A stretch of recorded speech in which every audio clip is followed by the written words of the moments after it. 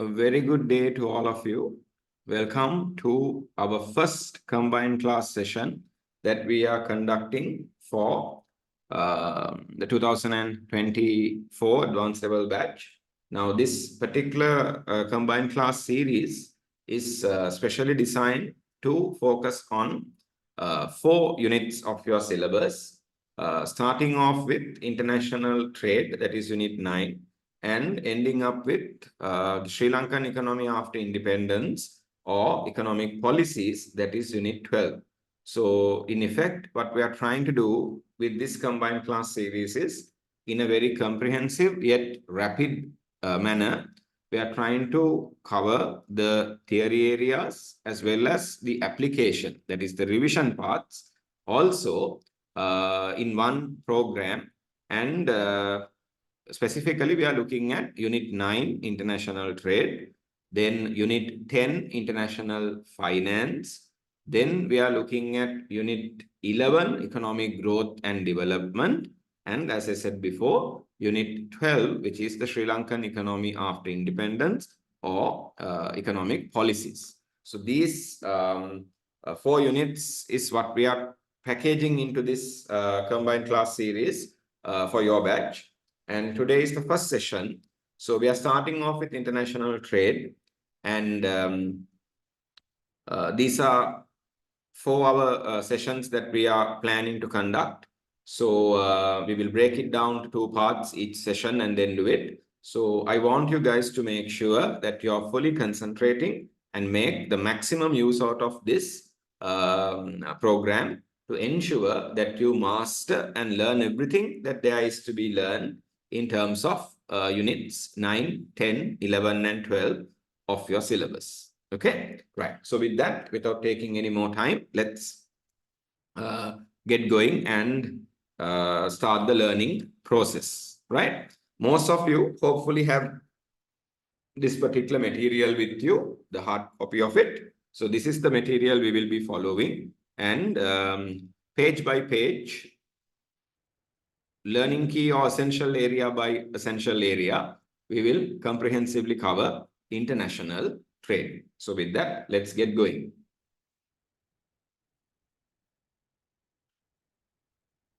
Right.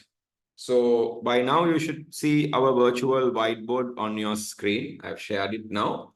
And so as I said before, you guys are very clear on what the lesson is. Okay, very clear on what the lesson is. International trade and related concepts. So I thought the first step would be to make sure that you guys are clear what are the main, one could say, chapters, what are the main segments that we cover in Unit 9. So let's start there with the. So yeah, so the objective is clear: to master international trade and related concepts so that you can confidently answer the multiple choice and the structured questions from Unit 9. Right. So essential segments. So in your material, if you have the material, this is in page 3. If you don't have the material for now, at the moment, in your notepad or notebook, please do make sure that you make a note of these. Right. So there are 5, we could say, main areas. So we start with, please write, intro and theoretical basis of international trade. We're writing intro and theoretical basis of international trade. This is where we look at the absolute advantage and comparative advantage theory principles. This is where we look at those and do some calculations and some analysis to understand how countries should engage in international trade. So the first area, right? And then hopefully you guys are making a note now. Next, we look at terms of trade. Terms of trade, commodity, income, terms of trade. Okay. Next, we look at a concept known as protectionism or trade protectionism. Protectionism or trade protectionism. Terms of trade, then protectionism or trade protectionism. We'll talk about these concepts in detail and comprehensively. Right. Then the fourth main segment we have to learn in Unit 9 is trends in international trade. This is where we look at our import-export structure. What are the trends? Where do we export? Where do we export to? Export destinations, import origins, things like that. And any new developments in import-export trade. Then also the fifth part is where we have to learn a bit about globalization, World Trade Organization, and economic integration. Globalization, World Trade Organization, and economic integration. So all of these are key aspects or elements of Unit 9.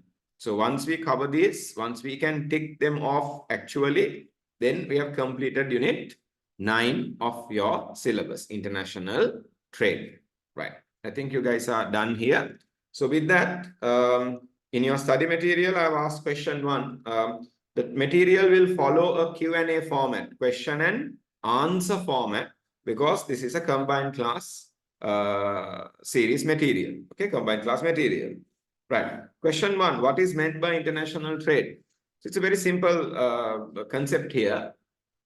International trade. So trade broadly is of two forms, as you guys know, domestic or home trade and foreign or external trade. Okay, the trade that happens within the country, within the different economic agents of the country in different markets, right? Product markets, factor markets, financial markets, all that. And also we have external trade or international trade. So by definition, international trade is where we trade with the rest of the world. Okay, we are done here, Pata, right? So international trade is where we trade basically with the rest of the world, ROW, rest of the world. And across domestic boundaries, we go beyond our domestic boundaries and we trade with other countries in the world. That is international trade. Fundamentally, the concept is that. Then when we engage in international trade, okay, there are three forms of international trade that we identify. What are these three forms of international trade? We have import trade, where goods and services come into the country and we make payments for those. There's a monetary outflow, foreign monetary outflow, then to foreign countries. Then we have export trade. Export trade is basically where we use our resources, produce goods and services, and we export to other countries. And there is a monetary inflow from foreign countries. Then we have entry port trade. Sometimes entry port trade is also called, sometimes you might have heard this, people talk about this concept. It's sometimes called re-export. Re-export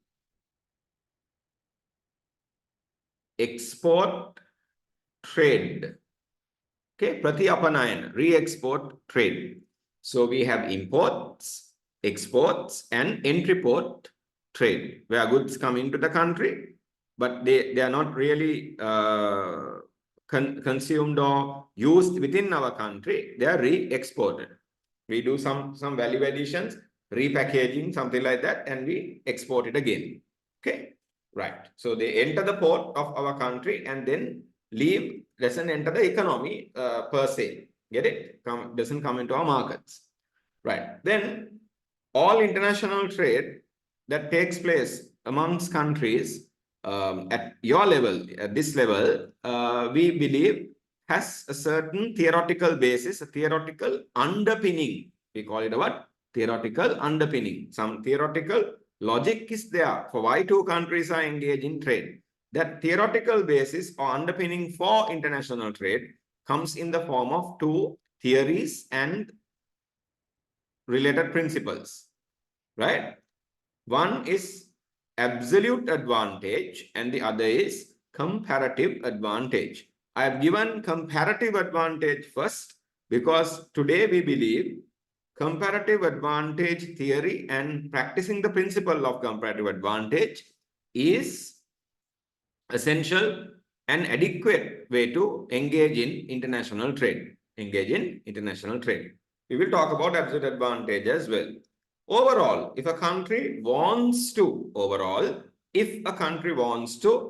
effectively, efficiently engage in international trade, they need to ensure they are, as an economic model, they are an open economic model.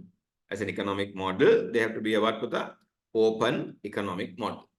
Okay, so I think now you have got a really good introduction into what is international trade all about. Then we go into a next question, the other question. Why, what would encourage a country? What are the merits, or what would actually make a country go across its domestic boundaries and start engaging in trade with other countries in the world? From an economic point of view, what are the benefits, what are the advantages of international trade, or what are the advantages of comparative advantage, or what are the advantages of international specialization? So I'll explain that point a bit quickly so that we understand these benefits, right? Any country in the world can think in two different ways, can have two broad approaches towards how they structure their economy, or how they look at the economic activities of production, exchange, and consumption. One approach, one POV, point of view, is to be self-sufficient. What is the word? Self-sufficient. What is self-sufficiency? Sometimes we use the term autarky. Autarky or self-sufficiency is about where you in principle don't deal with other countries in the world, and you try to produce all the goods and services required by you using the resources you have within the country. Autarky is that, or self-sufficiency is that. That's one approach. The other approach is where you actually deal with other countries in the world, engage, exchange with other countries in the world, and that is where you practice something known as international specialization. International specialization. What does international specialization mean in a very simple way? Where a country realizes or comes to the realization that using their endowment of resources, using the land, labor, land, capital, labor, entrepreneurship they have, and looking at the quality and the nature of land, capital, labor, and entrepreneurship they have, a country realizes that they cannot produce all the goods and services they need at in an efficient way, or at a lower opportunity cost. So when that realization hits a country, what do? They think, okay, we can't produce everything within our country efficiently. Everything we need, we can't produce efficiently because our resource endowment, our technological knowledge, and so on and so forth doesn't give us that capacity to do so. And if we try to produce certain goods within our country, it will be inefficient, and it will be highly, there will be very high economic cost for that. There will be very high opportunity cost for that.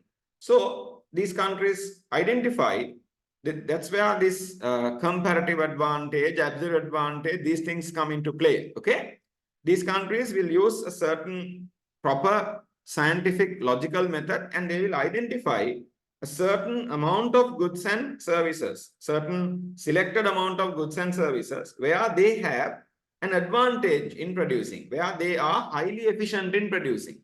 Then what would they do? They will specialize in producing those and only those goods and services. So they will focus all their resources, production capacity, production focus will be only on those particular goods. They will not produce everything.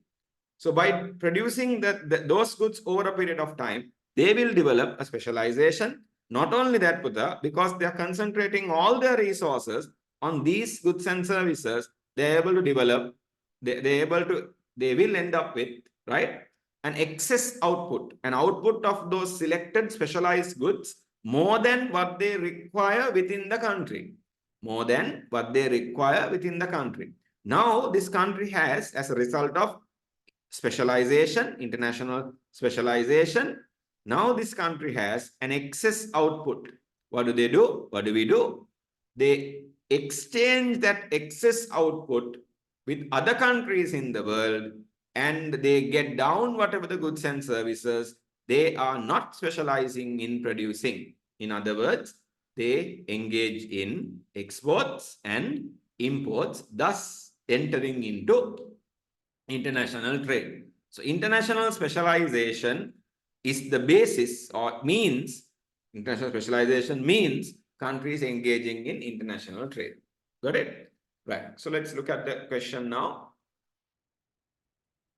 Benefits of international specialization or free trade based on open economic system. What is the benefits of having an open economic system, engaging in free trade, or what are the benefits of international specialization? In your study material, I have even included, if you can see in page 3, right? You guys can see I've indicated where in the study material we are. In page 3, you can see we are looking at the merits of comparative advantage or arguments for international specialization. Why countries should practice international specialization? The question is, state the main benefits of international or free trade. International trade or free trade. Free trade meaning where countries engage in imports, exports, international trade without any restrictions, without any barriers and tariffs and taxes and whatever not. Free trade, international trade. Right. So I've given a list of benefits. I will briefly go through them one by one. I hope you guys are listening. I will briefly go through them one by one, Buddha, give you a quick idea of what they are. But I would strongly recommend that you take a bit of time and effort, right? At least once or twice, just read the outline of these benefits I have given in page 4. Each of the benefits in page 3 that are given in a point form, that is enough. Remember the points, that's more than enough. Okay, I hope you guys are listening. The points given in page 3, what we are about to go through is good enough for benefits of international trade. But sometimes if they want you to explain a few of these, then you need to have something. So smart thing to do is just make sure you have read page 4 few times, at least twice. Got it? Are we okay with that? Right. Then, okay, I want you guys to be with me, communicate, respond.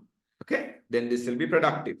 Right. So we start off with, I've given that box-like thing. Once I've explained it, once you get the basic idea, and once you have read, I believe that's a good way to do this. Once you have read page 4, yes.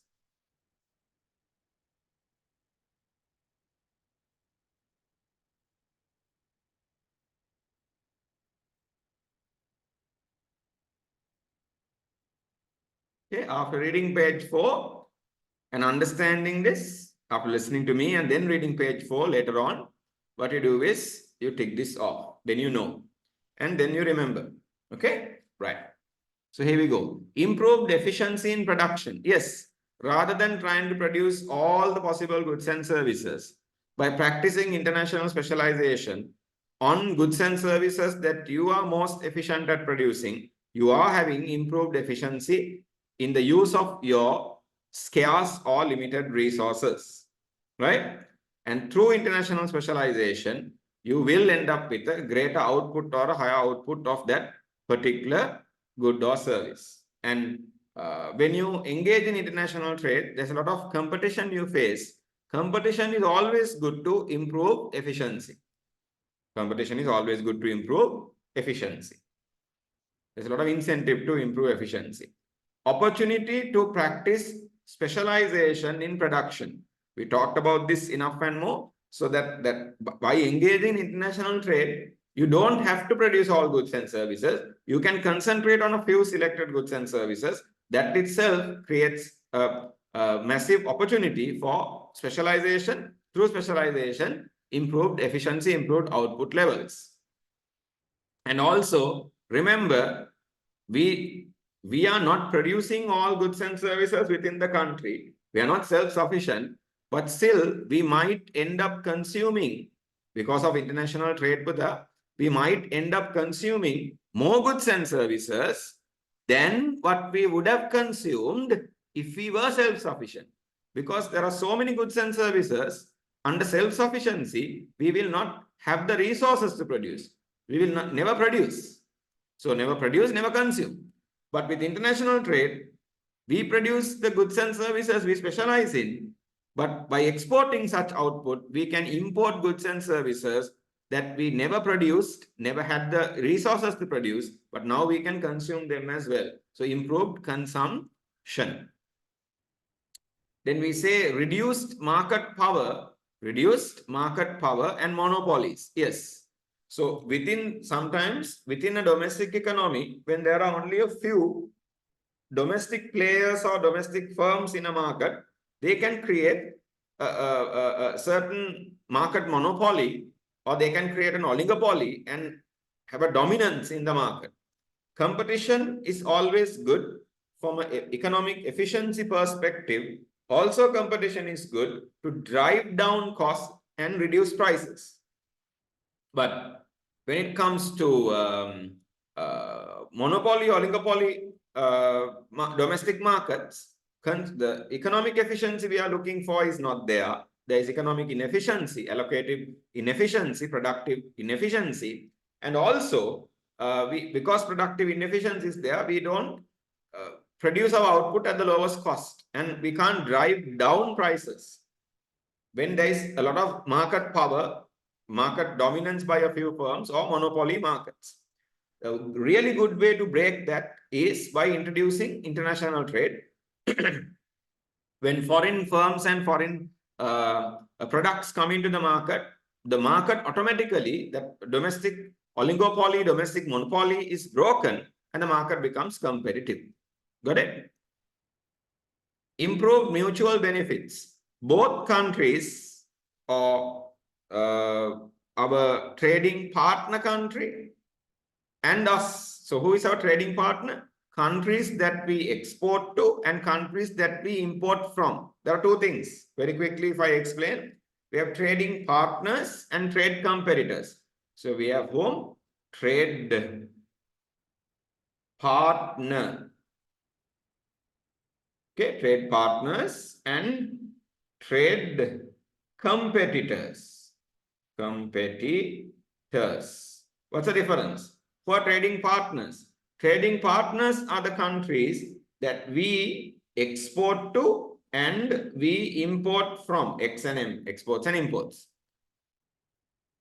Trade competitors are the countries who export to same countries, we can say countries or destinations, or same markets as us. There are certain markets that we produce goods and export to. For example, our apparels, our garments, textiles, right? Textiles and apparels, our garments mainly go to USA and European countries. Then India, Bangladesh, Vietnam, Indonesia, China.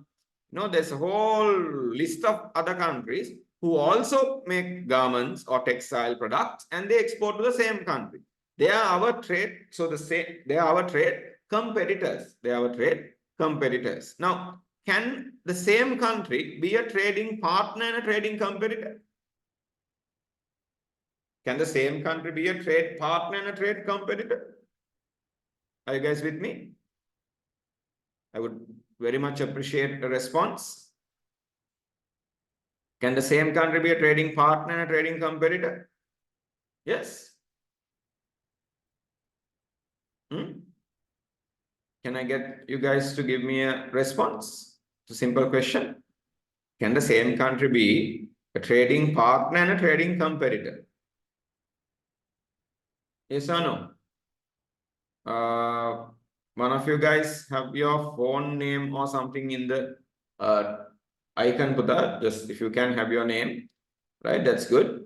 Yeah. What do you think? Some of you guys are saying yes, some of you guys are saying no. Now, if you take India, if you take China, if you take Pakistan, are they our trade partners or trade competitors? Or both?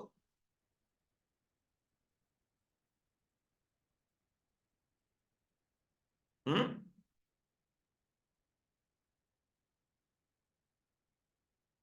What do you think?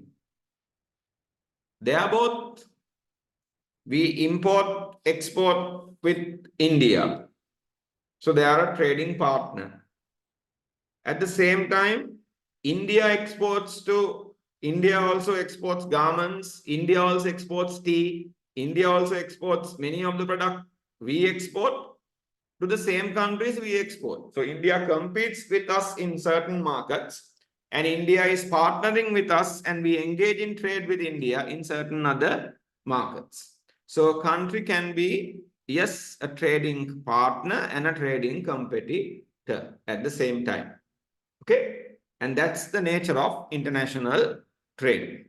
But if you are looking at a country as a trading partner, we believe international trade has mutual benefits. Both countries engage in such trade will benefit. Both countries engage in such trade will benefit. Is that clear? Got it? Right. We'll talk about some of those benefits in more detail later on. Okay. Then opportunity for technical exchanges. See, that itself is a benefit, right? Now, for example, there are certain products Sri Lanka specializes in. There's a certain technological know-how, knowledge, expertise we have on those products. We can exchange that technical knowledge with another country, and in return we can get technical knowledge and expertise on a good or service that we do not have, but we want to produce, but we don't have the technical knowledge or expertise. Now, with this recently commissioned open project, the UMA, where the whole multi development project, Iran, yes, gave us some financial assistance for the project, but more than the financial assistance, what we got from them is that technical assistance. So that's a result of our 4 or 5 decades of international trade-based relationship we have had with that country. Got it?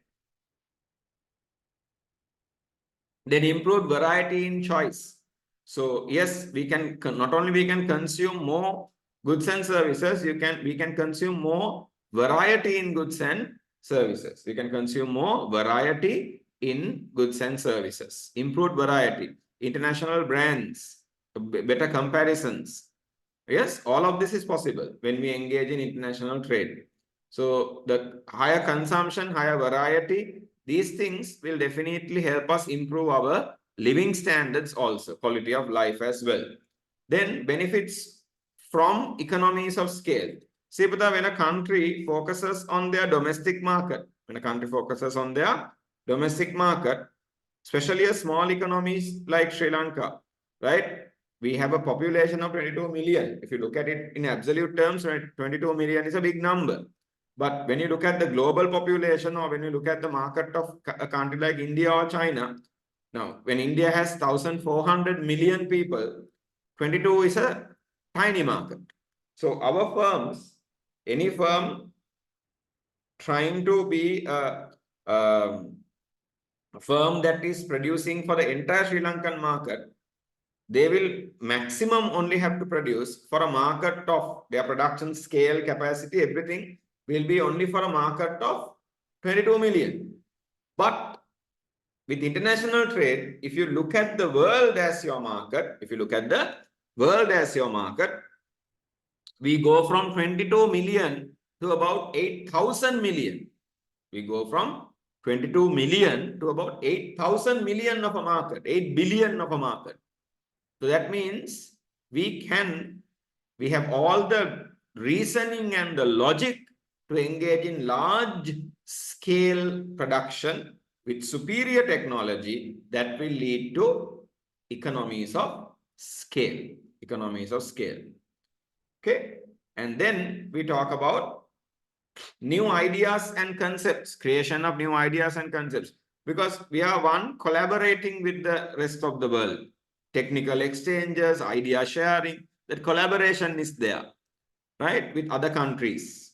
Also, when we have so much resources that we are concentrating, investing on a product, we can engage in a lot of research development that will lead to the creation of new ideas and new concepts, intellectual property and everything, innovations, all that. Got it? And finally, rapid economic growth and development. That's actually the hope of many countries, including Sri Lanka, when they adopt an open economic model and go into international trade. When did Sri Lanka become a fully open economy? When did we really go into open economic model?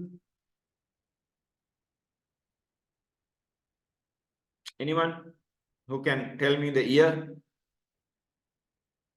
From which year onwards Sri Lanka really became a fully fledged open economy? And we really started dealing with the rest of the world. Anyone?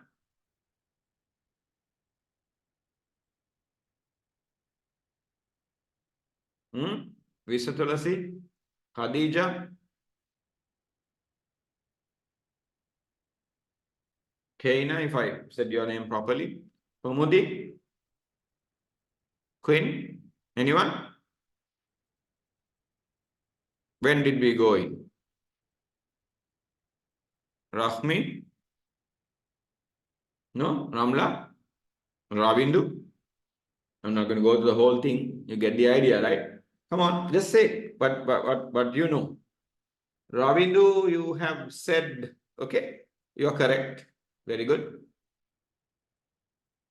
Ronali, you're 1 year ahead. That year is also significant, but for a different reason.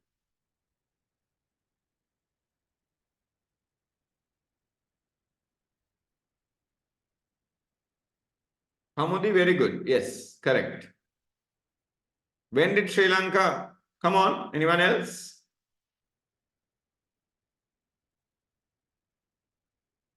Sharujan?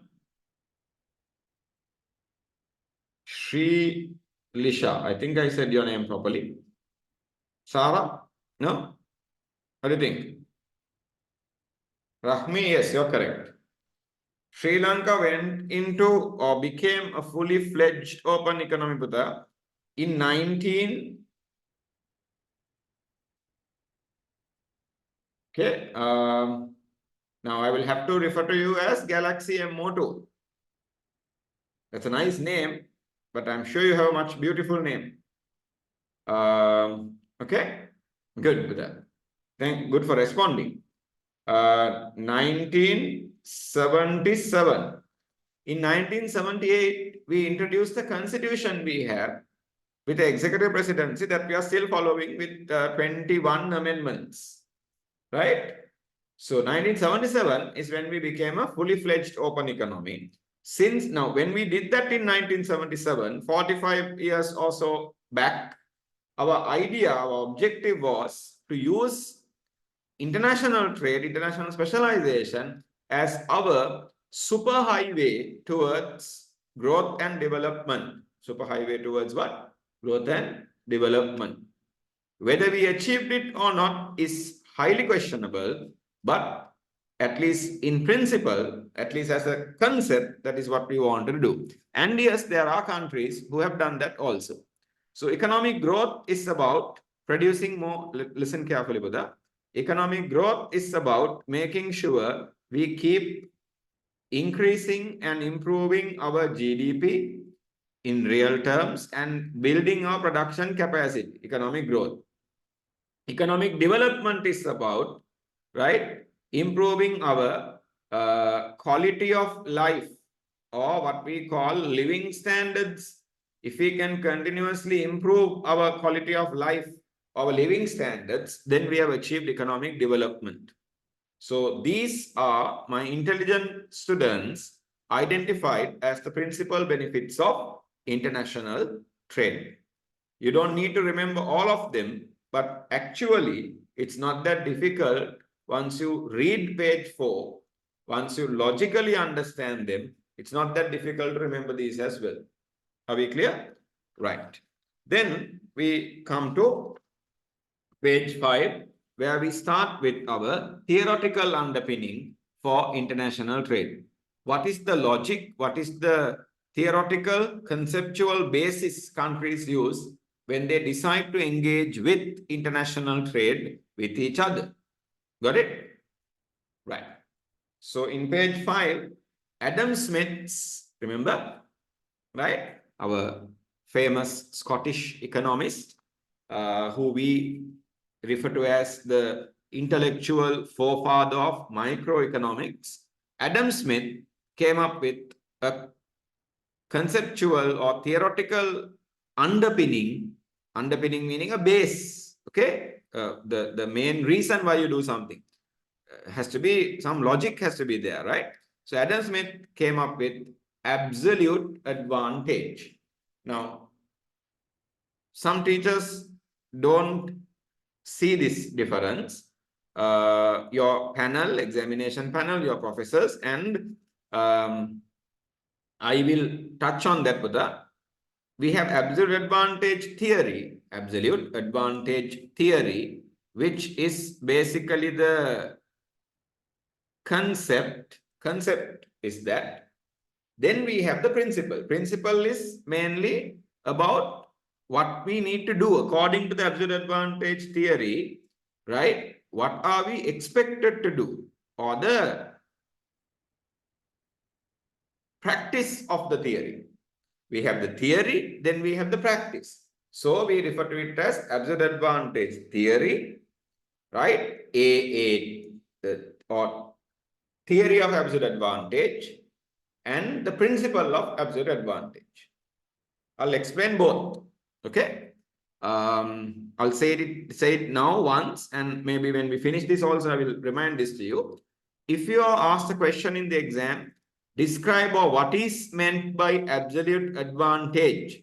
If they don't say theory, if they don't say principle, if they just say what is absolute advantage, then you define, explain the theory.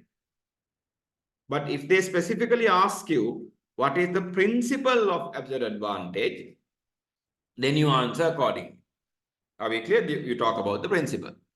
Whatever you do, there's a point you have to write after you write the theory or the principle. I'll explain everything, and notes are very complete, but we'll learn it properly. Right. With that, Buddha, let's start.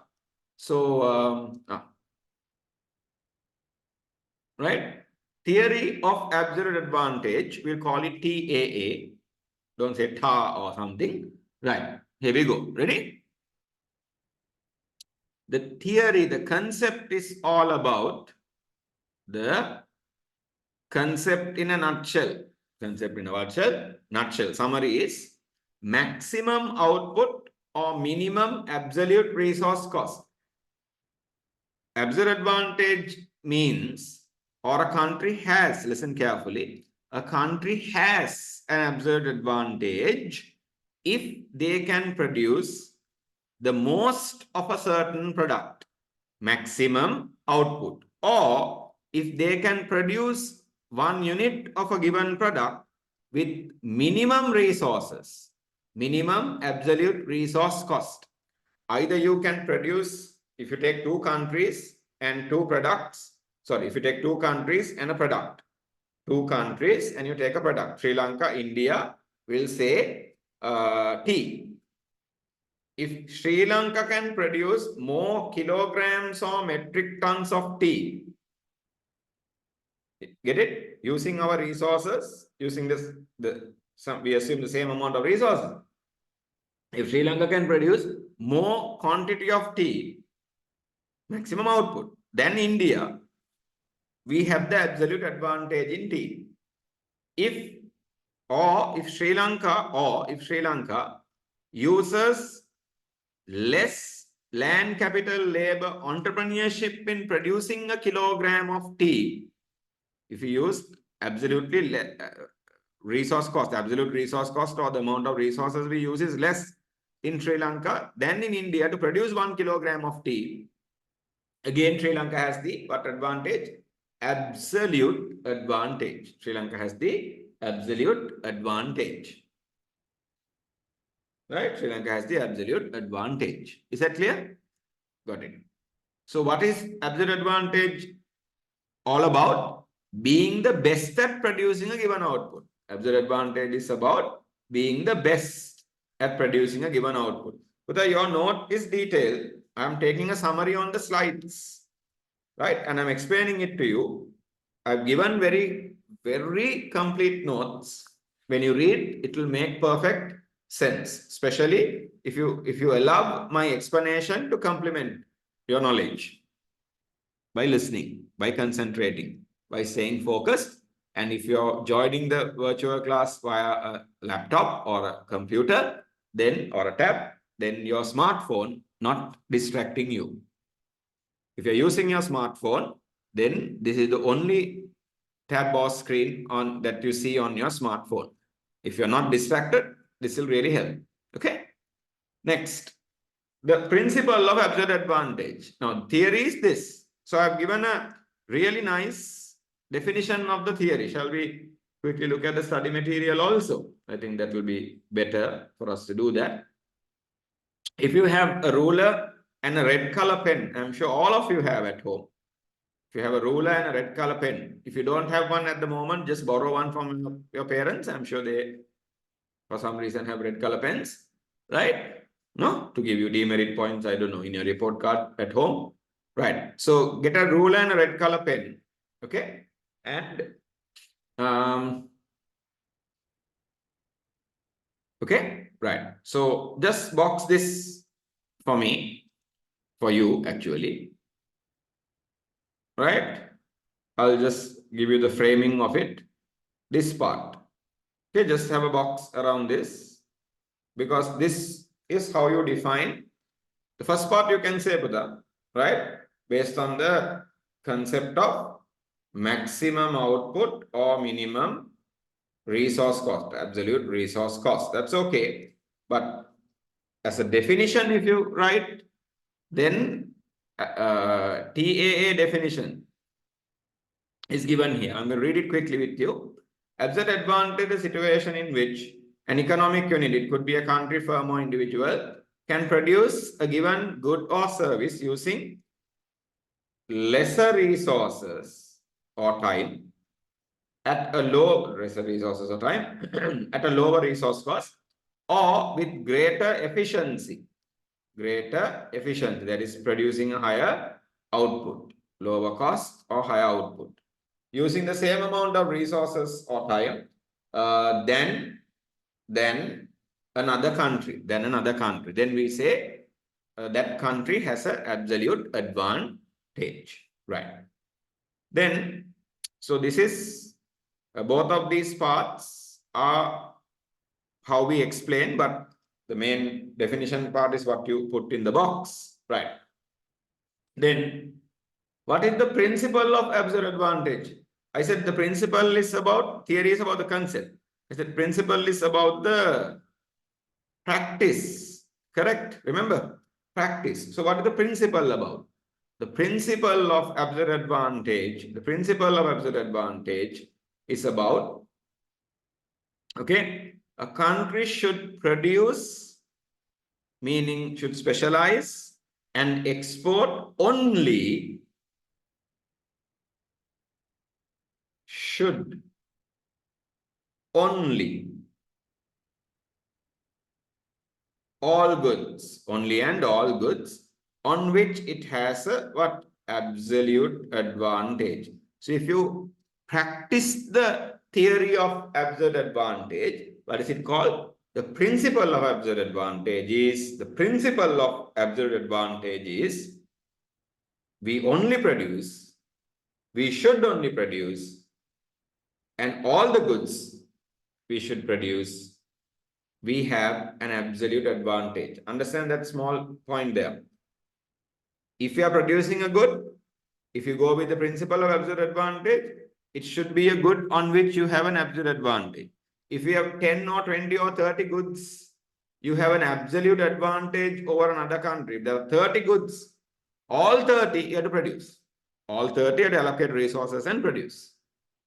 If you take two countries and compare 10 goods, if all 10 goods absolute advantages with one country, that country should produce all 10. That is a principle. Get it? Using fewer resources. And then you might ask, okay, what about goods where we have an absolute disadvantage? Opposite. What about goods we have an absolute disadvantage?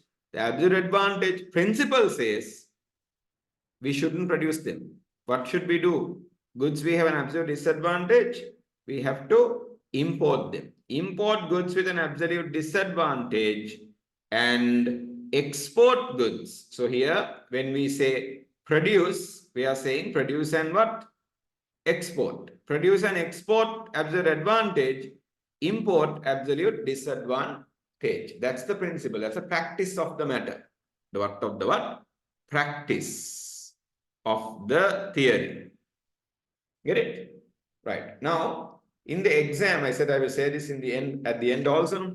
In the exam, if you ask the question, what is absolute advantage? Explain the theory, the one you put in the box. Give that. That's a concept. And just say it's about maximum output, minimum inputs, all that, right? Minimum resource cost, all that. Then, after writing that, what I'm about to give you now, definitely write this, even if the question is about the absolute advantage theory. If just they say absolute advantage, explain the theory. Even if they say theory, explain the theory. Even if they say principle, explain the principle. Whether it's a principle or the theory, this part is important in your answer. What is that? Absolute advantage. In your note, it's in the middle. Absolute advantage is not necessary nor adequate foundation nor precondition for mutually beneficial bilateral meaning between two countries, bilateral international trade to take place. Not. So the absolute advantage is not a must actually for you to have beneficial international trade, benefiting international trade. That you have to write. You have to show that you have that knowledge. Okay? Right. So I have a basic exercise. This is not in your tute. I want you guys to look at this. Can you tell me which country has the absolute advantage for which product? Have a quick look. Which country has the absolute advantage for which product?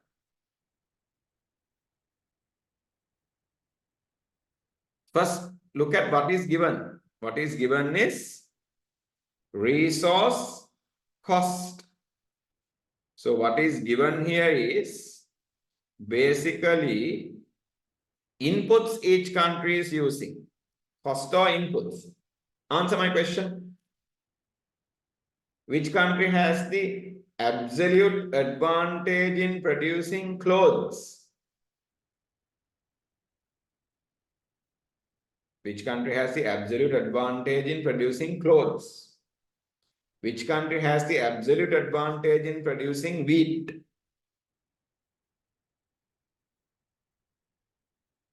Okay, I'm getting some answers. Let's see.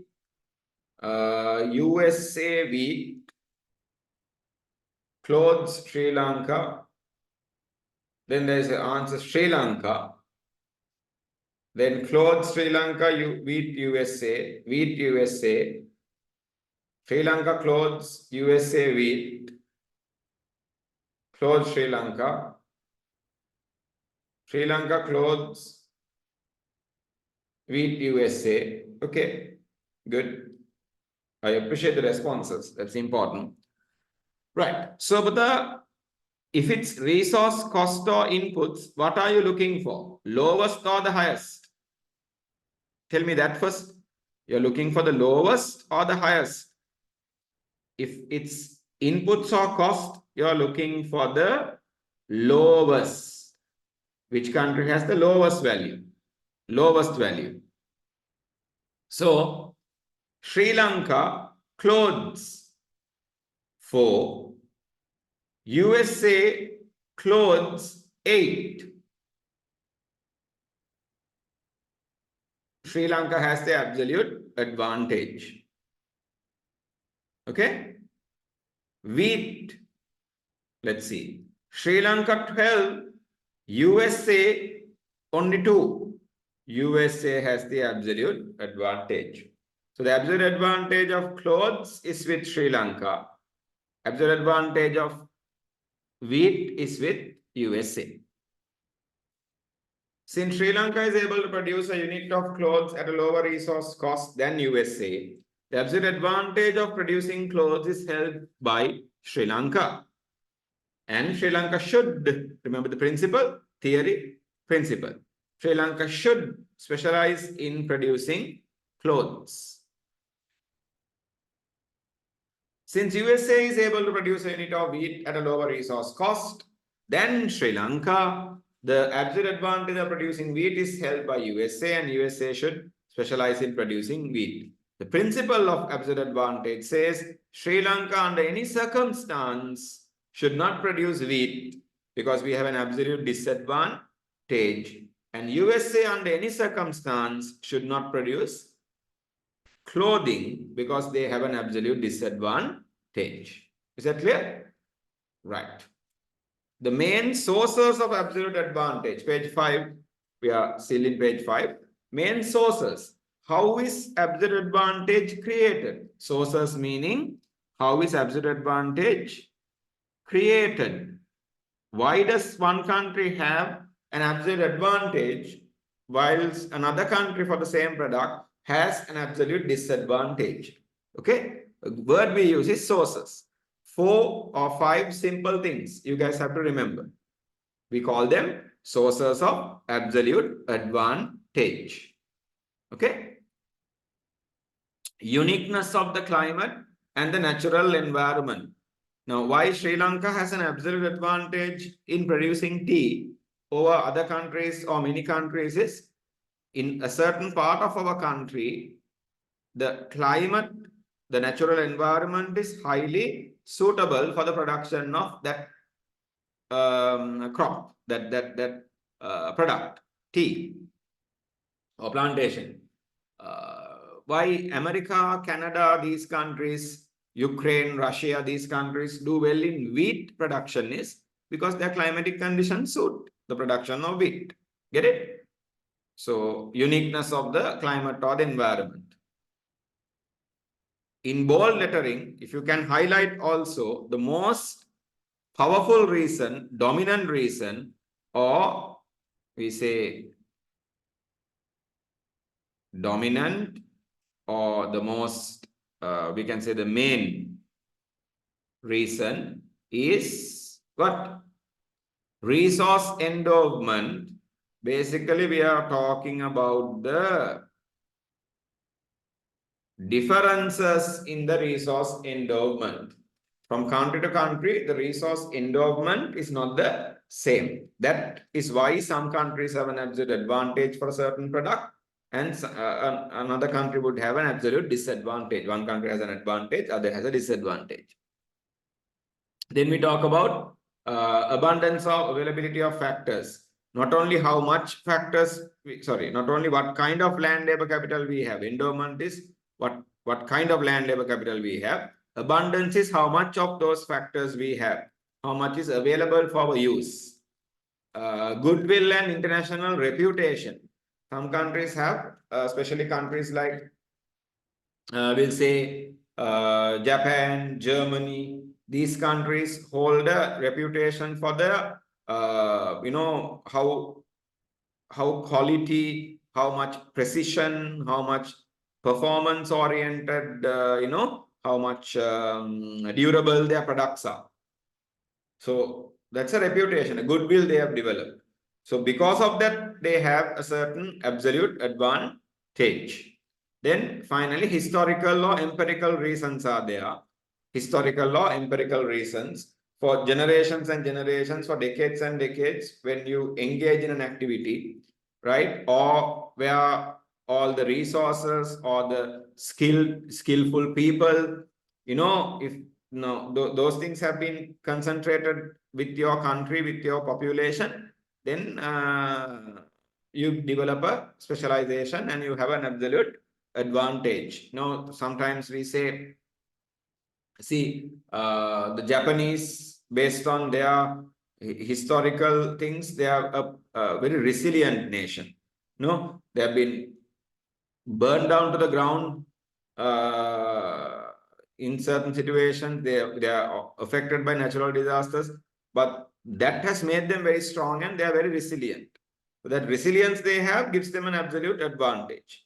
Sometimes with the Holocaust and all that happened to the Jewish people during the Second World War, right? That as a result of that, okay, as a result of that, what has happened is they have gone into, right?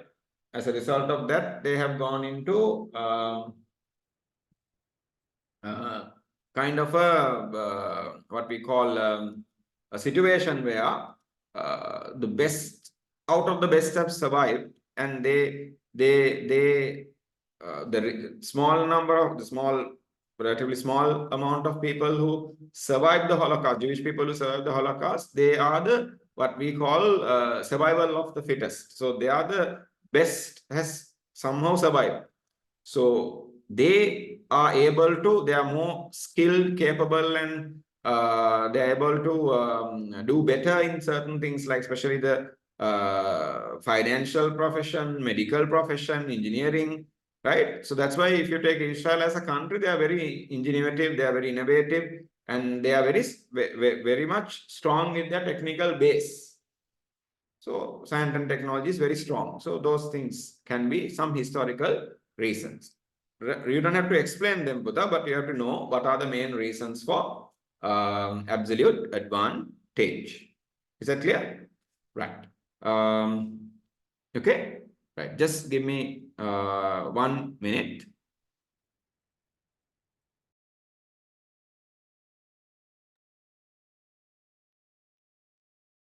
Right. So, okay. These are the reasons or the sources rather for absolute advantage. Why one country has an absolute advantage and another would have an absolute disadvantage. As I said, remember these sources. Then case against absolute advantage. The drawbacks. Why do we say, remember earlier we said absolute advantage is not a necessary or not a adequate precondition for international trade. Why do we say that? What is the limitation of absolute advantage? If you read the 4 points in that order, should make perfect sense. Okay, here we go. Absolute advantage can be used with moderate effectiveness, average, moderate effectiveness to explain trade between developed and developing countries. Developed and developing.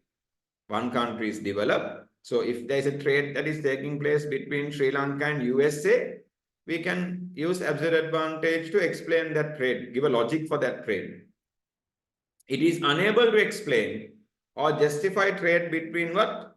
Two developed countries. If UK and USA engage in international trade, and if you try to explain that trade with two products, if they're engaging in trade between the two countries, UK and USA, both are developed countries, you will not be able to give a logic based on absolute advantage. The main criticism is that failure to explain how free trade can be beneficial. Okay, so this point is key. How free trade can be beneficial to two trading partners when one country holds absolute advantage in producing all goods, that is when trade occurs without an absolute advantage basis. Right? Now, enough and now. For example, I want quick responses, then I can explain this to you clearly. Does Japan produce cars?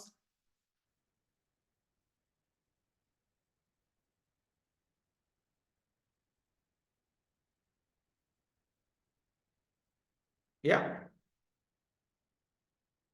of course. Yes, right. Japan produces cars. Does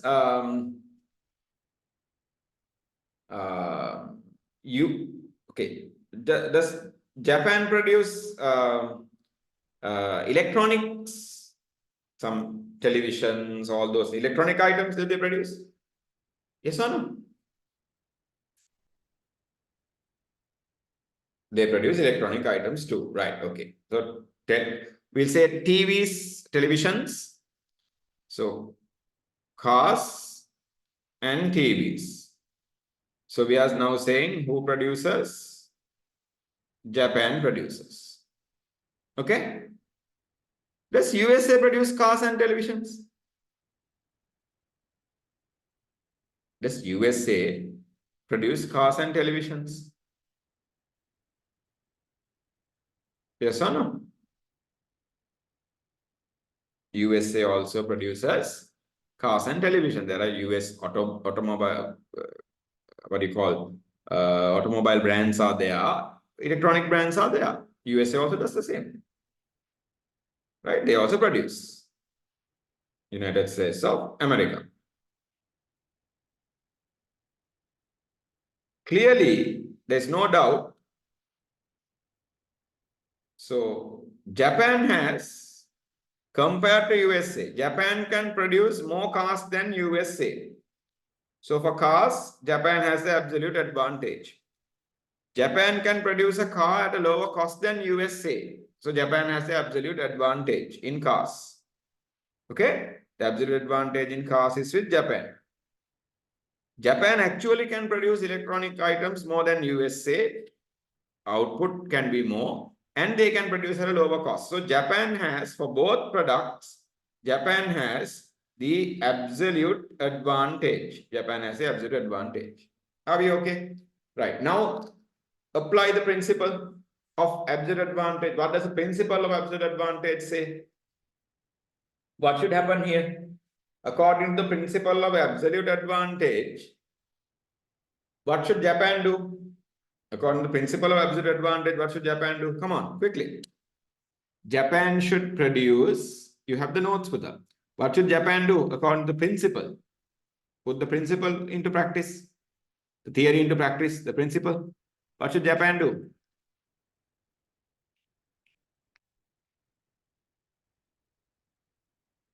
What does the principle say?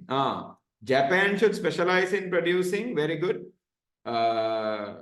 Sri Lisha, very good, brilliant. What should Japan do? Japan should specialize in producing both what and what, Buddha? Cars as well as televisions. Cars and televisions, both Japan should produce. What should USA do? Very good, Ajay. Correct answer. USA should not produce either cars nor televisions. USA shouldn't produce cars and televisions. Japan should produce cars and televisions. Okay? And I want a simple one-word answer. Is there a basis for international trade between Japan and USA? Yes or no? Based on absolute advantage, Buddha, can international trade happen between? I'm not asking whether it's practically happening. According to the absolute advantage principle, can international trade happen between Japan and USA? Yes or no? Can international trade happen between Japan and USA? Now, if you're saying yes, you have to explain to me who will export what and who will import what. based on absolute advantage. Remember, Japan does not produce, sorry, USA does not produce cars or televisions. Those are the two products, no? Only Japan produces cars and televisions. Can you tell me, if your answer is yes, trade can happen, how does it happen? What do they export? What do they import?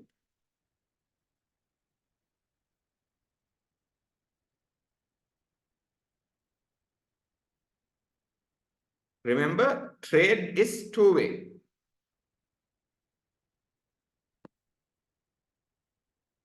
Otherwise, it doesn't work.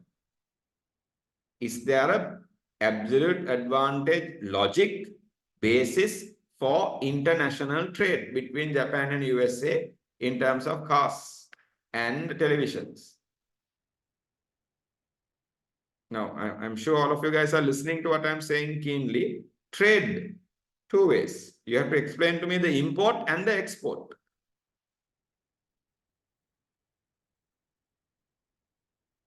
Quickly. I'm looking for an answer that has to come from you.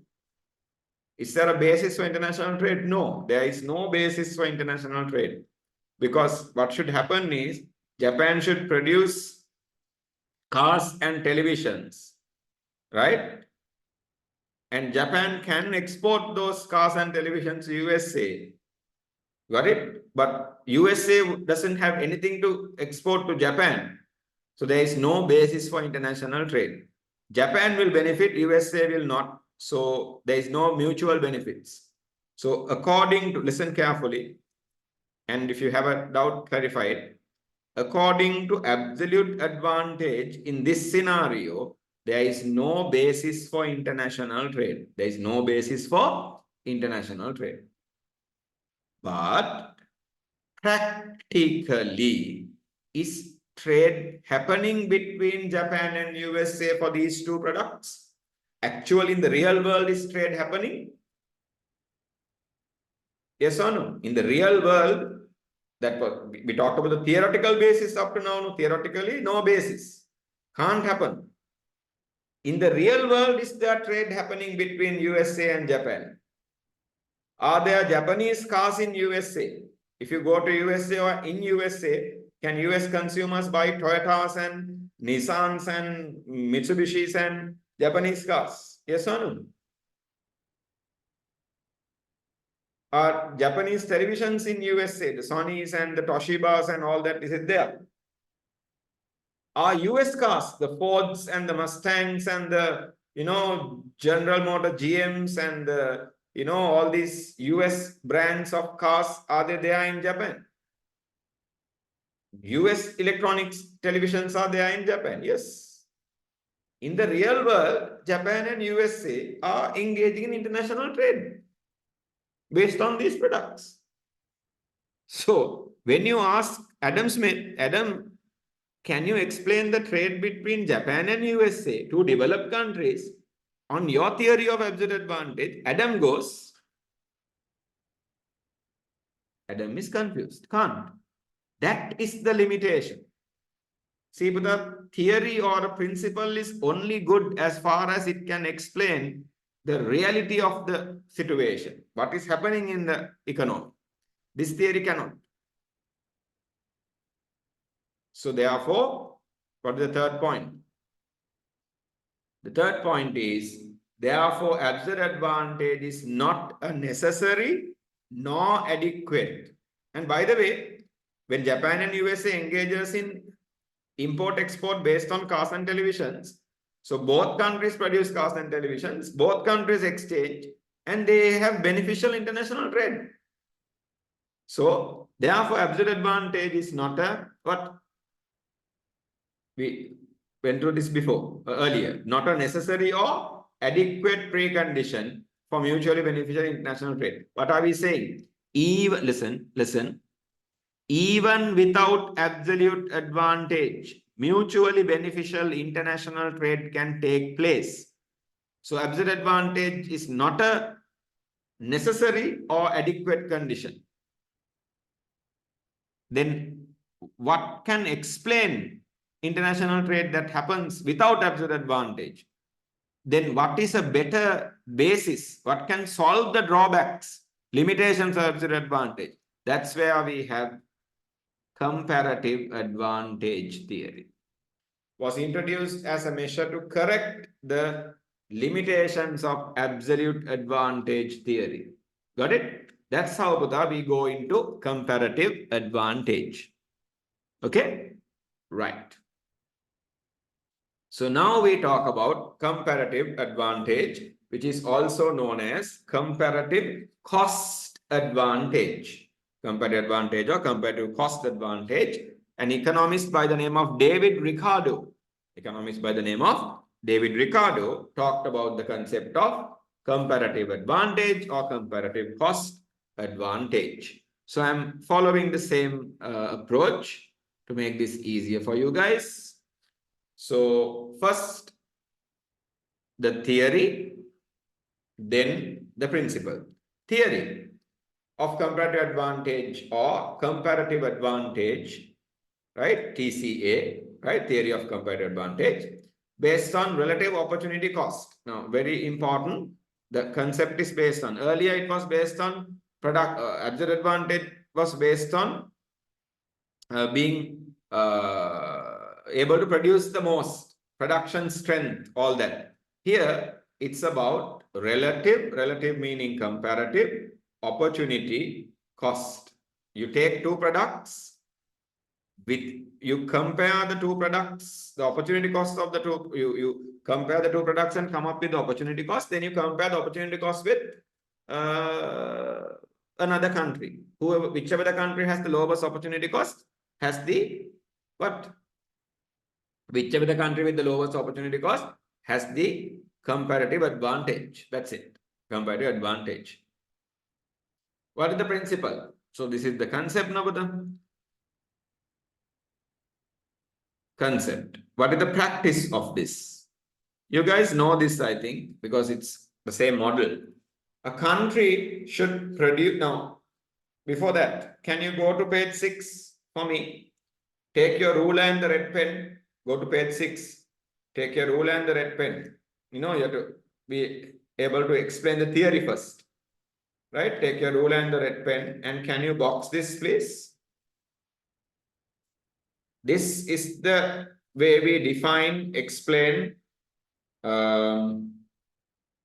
comparative advantage. Draw a box right around. Comparative advantage is a situation in which an economic unit, could be a country, individual, can produce a given product or service at a lesser opportunity cost. There we go. At a lesser opportunity cost in comparison to another economic unit. The country which must give up or forego the least of another product when increasing the output of the selected product by 1 unit will hold the comparative advantage. Give up the least. Whichever the country that is giving up the least, that is opportunity cost. Then the principle. What is the principle? Okay, what is the principle?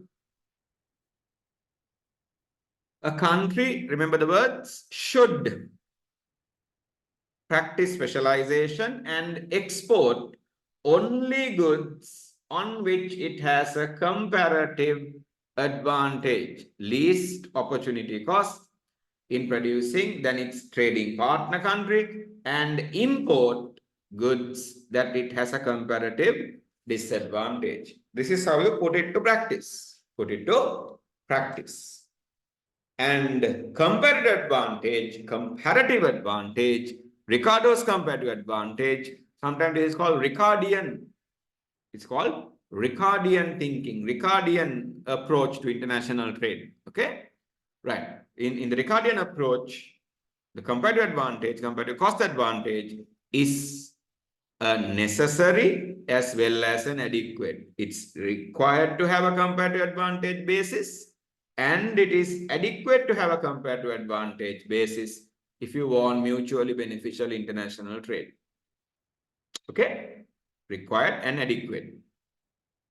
Done. That's comparative advantage. When we do calculations and all that, the rest will be okay. The concepts, theory, get it into your mind. Okay? Right. Main sources of comparative advantage. I'll go through this quickly. These are very basic things. Differences in factor endowment and the quantity. Right? That is the what kind of land capital, labor, entrepreneurship we have, right? And what are the quantities of those we have, the availability of those factors. Then differences in taste and preferences, because that will change our how much value, how much importance we give to the product, and that will have an impact on the opportunity cost. In Sri Lanka, if we grow we'll say not the best example, but okay, if we grow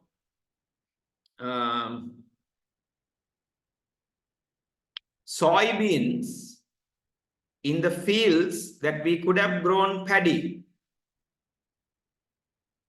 If we grow soybeans in the fields that we could have grown paddy, even though the production of soybeans is more efficient, we can get a higher harvest of soybeans than paddy. Still, we will have a greater opportunity cost, because the value we place on paddy, in turn rice, as our staple food is more, our taste towards rice is more than our taste or preference towards soybeans. So when we give up rice, it has a higher opportunity cost. Then economies of scale, increasing returns to scale, which leads to economies of scale. If one country has greater, far superior economies of scale than another country, that country will have a lesser opportunity cost than another country. You guys remember in Unit 1, we talked about convex PPF? I'm asking, are we okay? Just say yes or no. We talked about convex PPF. How did we explain convex PPF? How did we explain marginal opportunity cost decreasing along the PPF? How did we explain it?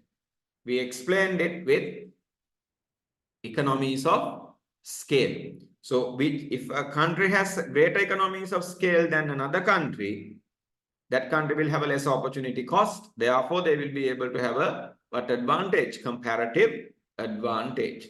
That kind of a basic idea is good enough, right? Then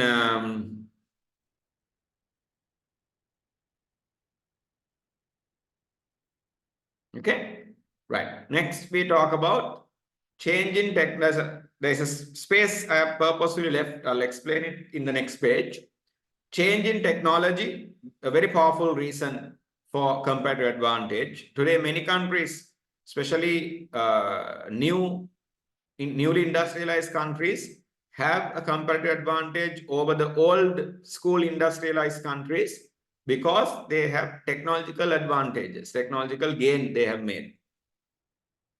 Differences, product differentiation, same product, but you practice a lot of differentiation, that gets you a certain advantage, comparative advantage. Government policies, you know, government trade and protectionist policies, tax policies, what kind of subsidies government is offering, what kind of other protection and incentive the government is giving, all that has an impact on our cost of production, comparative cost or opportunity cost. Then we have a list of other reasons. 1 to 6 are fundamental things you have to remember, you have to know. But a few from the next bunch also, if you remember, it's good. Movement of exchange rates. Exchange rate changes can change opportunity cost and cost of production also. Long-term inflation prospects. Demographics, location, institutions like banking, financial institutions, right? Then investments in research and development, non-price competition, all of this has an impact, right, on our comparative cost. Labor productivity, specialization and division of labor. Now this point I would definitely remember in the additional bunch of points, right? Initial conditions, rate of capital investments, infrastructure, things like that. Okay, things like that. And then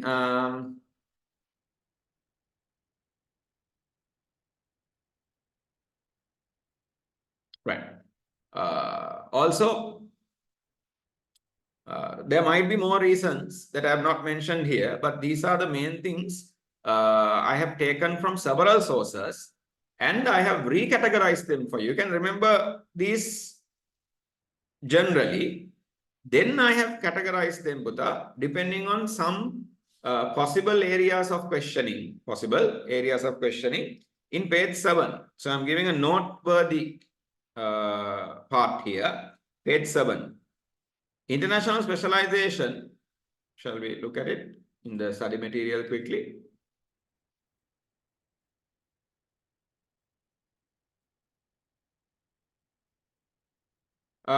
This part, okay, before we go to page 7.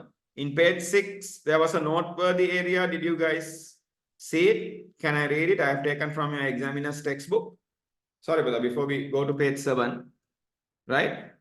This is in page 6. Can you read this with me?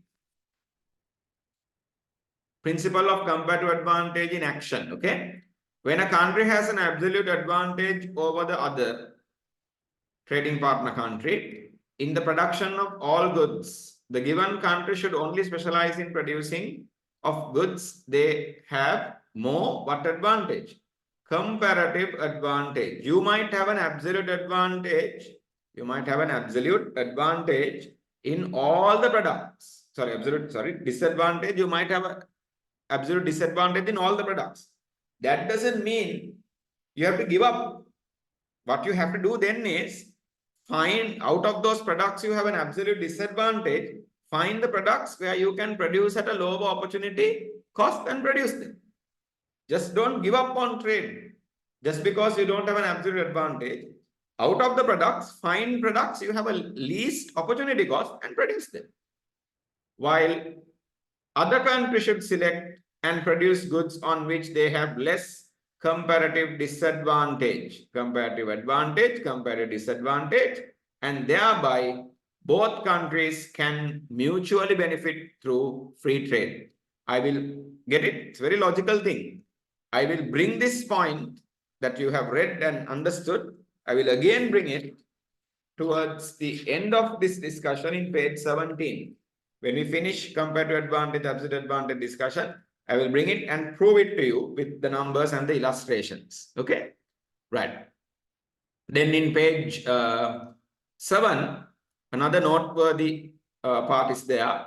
So international specialization practice based on comparative advantage theory is mainly classified into two types of categories: dynamic advantage, static advantage.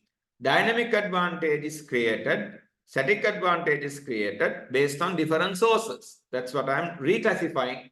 These 11 points I have classified here. First, static. Static comparative advantage. Static comparative advantage comes from sources 1 to 3. Resource endowment, differences in taste preference among countries, economies of scale. That creates a static. That is an advantage that doesn't change and that can be held by a country over a certain period of time. Then dynamic, the advantage that can change from country to country, you can lose it. That is from 3 to 6. So 3 is in both. 3 is in static as well as dynamic. That is economies of scale. They are in both. Can you write dynamic? Okay, you start with economies of scale. Please write with the page number 7. Dynamic. You start with economies of, write the full thing. Economies of scale. Economies of scale. Then change in technology. Change in, write the full thing, technology. Then we talk about product differentiation.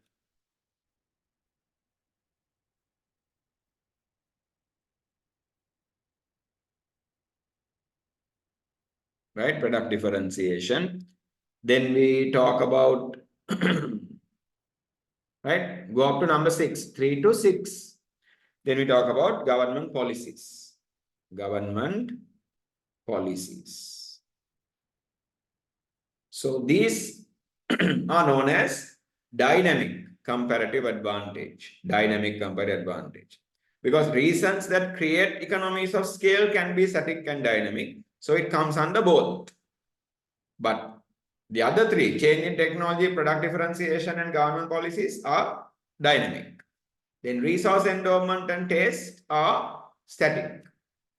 Got it? If they ask a question, the same 11 things you learn, you should know how to quickly put them into the specific categories also. Then you are smart. Then further determinants, sources of comparative advantage exist.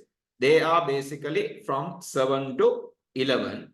From this, I recommend that you at least remember 3 points. At least remember 3 points. Specifically, right? Specifically, I said remember point 10. Specifically, remember point 10. Specialization division of labor part. Okay? Right. C.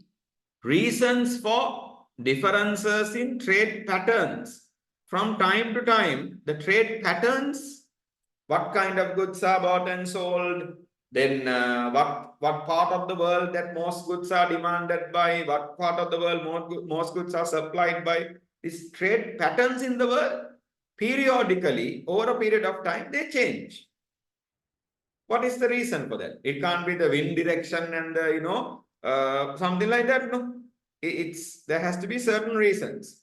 So why trade more? Why trade more with some countries and less with other countries? That is the trade patterns. Why do we trade more with some countries and less with other countries? One simple reason is proximity. What does that mean? How close the countries are. Why does Sri Lanka mainly trade or do most of the trade with India, Pakistan, Bangladesh, China, these countries? Why? Because of proximity, close by. Then communication, coordination cost is less. No, due to certain again we say sometimes there's a lot very strong communication links networks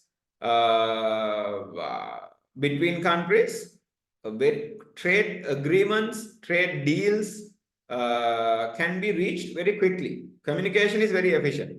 So you do more trade with those countries. You are more comfortable, and the business, we say the business philosophy, the business culture, the corporate culture, these things match. And communication, coordination is very easy. The cost is less to do that. Maybe they use the same language. Maybe they use the same trade systems, or the IT or the networks they use, all that is the same. So we find it easy to do trade with those countries. Bilateral tariffs and free trade zones, when there are less tariffs or taxes between countries. And if countries have formed free trade areas or zones, then obviously trade happens more with those countries, between those countries. Finally, historical ties, cultural relationship we have, sometimes we come from the same roots, the ethnicities and things like that. So we deal now with India. That's why we deal with India a lot, because we have culturally more significant relationship with that country. So automatically we do more trade with that country as well. Okay, got it? So this is also a bit important, but try to remember the reasons for differences in trade patterns, or why we import export more with one country and less with another country. The reason could be proximity, communication, coordination cost is less, bilateral tariffs and free trade zone areas, free trade zones, and historical ties. Got it? Right. Those are the sources of comparative advantage. Classified into specific things. Generally, remember these first 6 and at least 3 more. Altogether 9 I am recommending. Include 10 in your basket. Okay. Right. Assumptions of comparative advantage. This we will discuss when we are now actually going into the other part, another sub area where we are going into the comparative advantage, absolute advantage, calculations, applications, those area. So I will take it up, that is assumptions, after the break, right? And we should be able to get most of the questions and the estimation related things done. Okay, they are very straightforward, so we can do it quickly. So take a quick break. We normally go for 20 minutes, that's it. And you guys need to be back within that time, Putha, much as possible.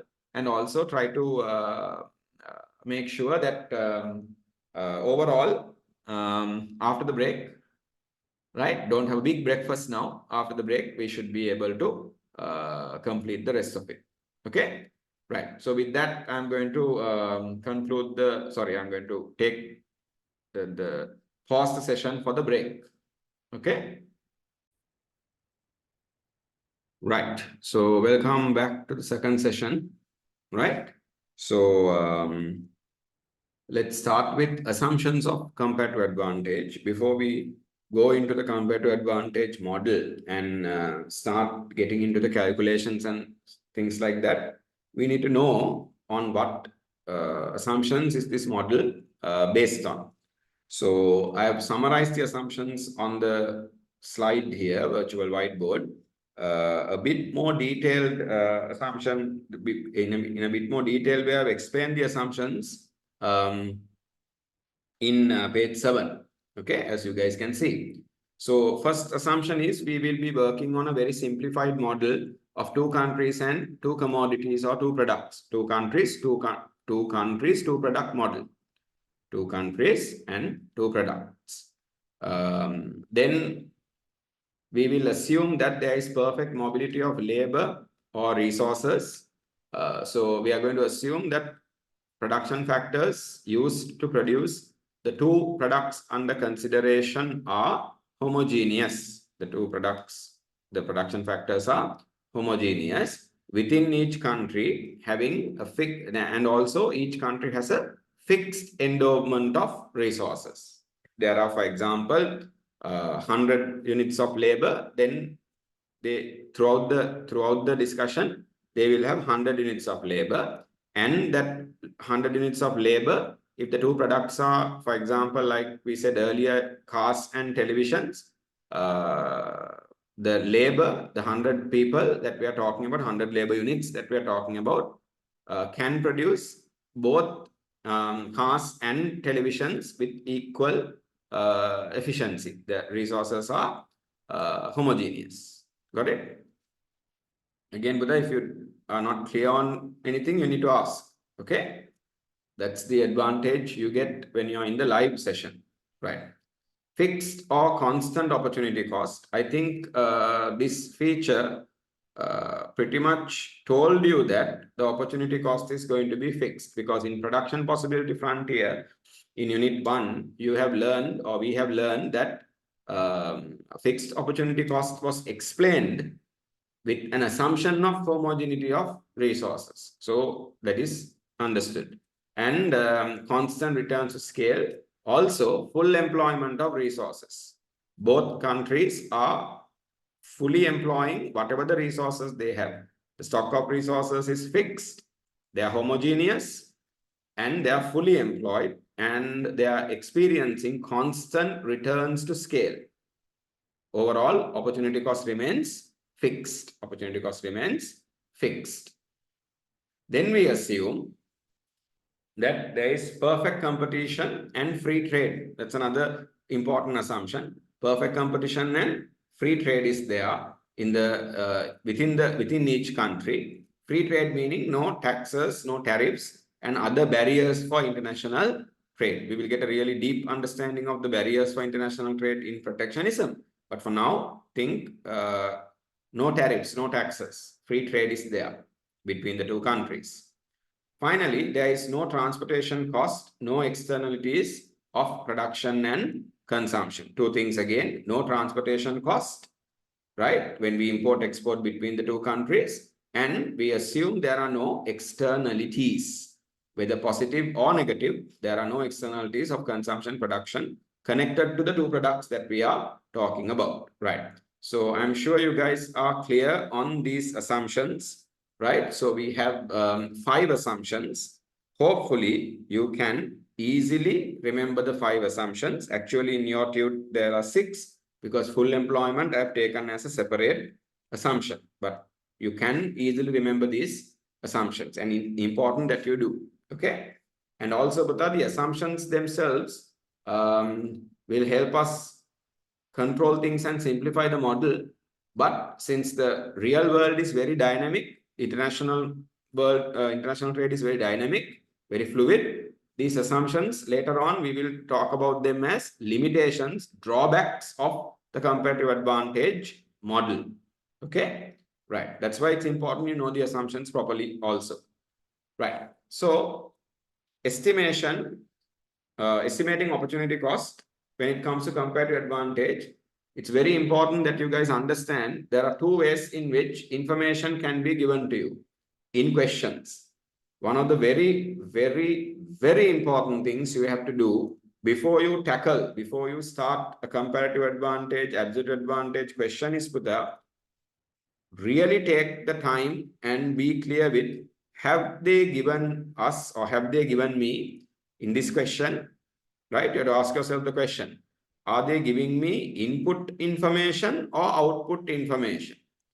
Unless you figure out the input-output information properly, right? Unless you figure out the input-output information properly, it's going to be very difficult for you. It's going to be very difficult for you to get the answers right. So what is the question you're asking? Is this question giving me input information or is it giving me output information? Is it input information or output information? Now, input information, how is it given? You'll be given the amount of resources required or that are being used to produce 1 unit of output. In other words, input information will always be the cost of production. Cost of production. Output information, amount of output produced, generated using a given amount of input or 1 unit of input. How much output is produced? You will be given things like production capacity or possibility or even productivity. It could be given in the form of a PPF. So if you get a PPF diagram or 2 PPF diagrams, sometimes 1, sometimes 2 PPF diagrams, then remember, instantly you should know what is given to me in this question is output information. What is given to me in this question is output information, right? So with that comes another very important area. Depending on how you are given the information, if you are given input information or output information, the way you do the opportunity cost calculation, because without doing the opportunity cost calculation, listen carefully, without conducting a proper opportunity cost estimation within the country between the two products, you cannot compare the opportunity cost of each product between the countries. Can I repeat that? This time, can you guys give me your absolute best concentration and listen? Without conducting a proper opportunity cost estimation within the country, between the two products, we cannot do a proper comparison of opportunity cost between the two countries for a given product. Between the two countries for the given product. So there are two steps I'm talking about. First step in a comparative advantage analysis is estimating opportunity cost. Second step is comparing opportunity cost values. Estimating opportunity cost is within the country, between the two products. Comparing opportunity cost is for a given product between the two countries. Opportunity cost is compared between the two countries for a given product. But opportunity cost is estimated within the country between the two products. Get it? So think about that. And with that, let's once and for all get this done. This is going to be a very iconic slide for you that you have to remember. If you are given input, output, how does the calculation change? Okay. I have always found, my students have found this very effective way to learn. So I'm sure you guys will reach that conclusion also. Assume a situation where two hypothetical nations engage in producing two selected goods, namely tea and coffee. If production information is presented in the two alternative forms, if the information is given in the two alternative forms. First, if you are given output, productivity, or via a PPF, how do you do the calculation? How do we estimate opportunity cost, which you learned in Unit 1, especially when we did PPF? Can you tell me? How do we estimate opportunity cost?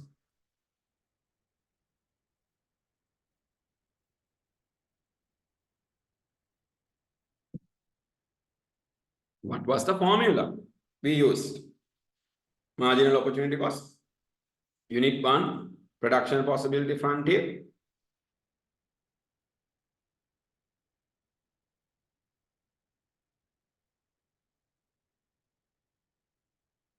Anyone? You guys are there?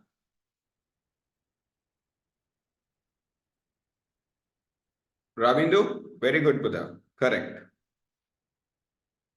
Hamudi, very good. Yeah. Ramla, great. Ajay, correct. There we go. Yeah, anyone else? Quickly. Always put your hat in the race. No. Just put your answers in. Because that is what gives you that motivation, Buddha, more than anything. Okay, done? That's it? Okay, good. Yes. What is the standard opportunity now? If you remember this, that's it. The next step is simply the opposite of it. So if you remember the standard way, then you are done, right? Opportunity cost is foregone units divided by gained units. Foregone divided by gained. Foregone meaning the product we are not producing. Gained meaning the product we are producing. Here it says opportunity cost of tea. Then what is the product we are producing? Tea. What is the product we are giving up? Coffee. So what is the foregone unit? Foregone product? Coffee. Were you guys with me there? What we decide to produce is the gain unit. Therefore, the other product becomes the foregone. Standard opportunity cost is foregone divided by gain. Just remember that. Foregone divided by gain. So what is the correct formula?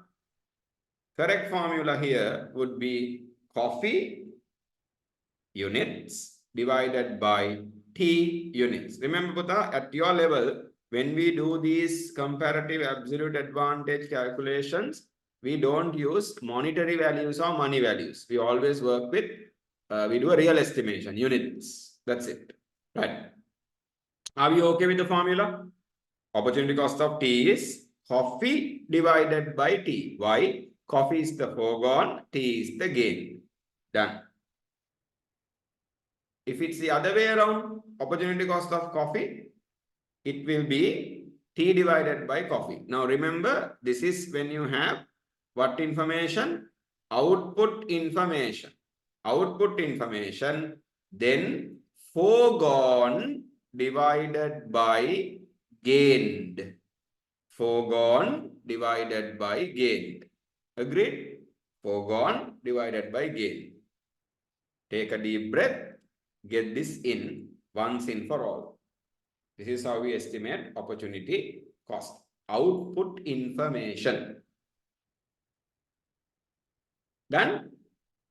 Now look at how it changes if you are given cost of production or input information. If you are given input information, story changes. Simply take the reciprocal. In other words, take the opposite. You know standard is foregone divided by gain.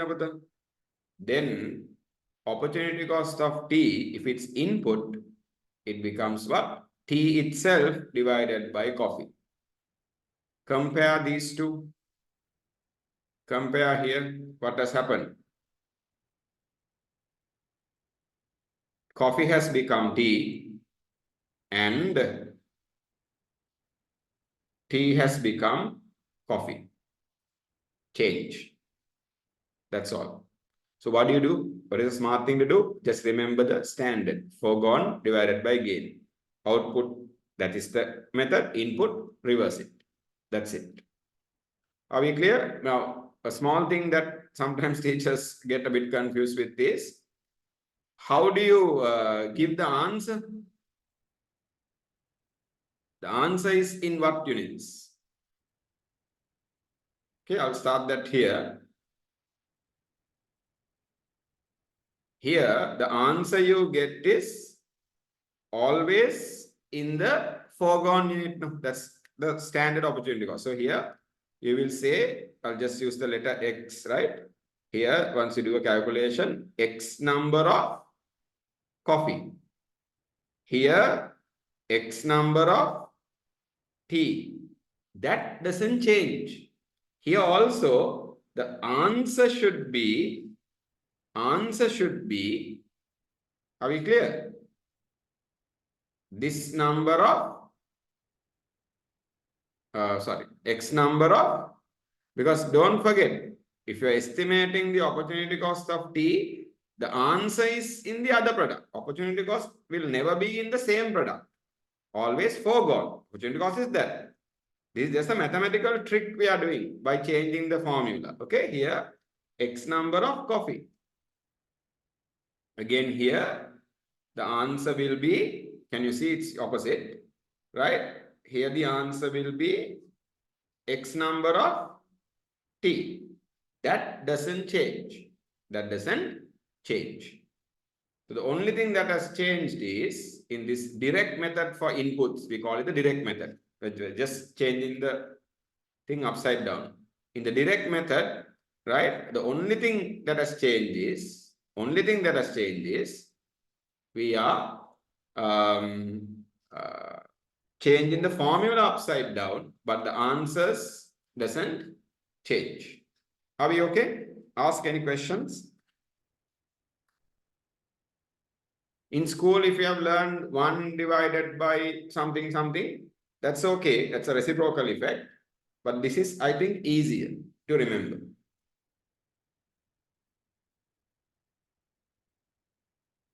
Okay? Done? You guys have to give me a thumbs up if you're good to go. Then we can go to the question.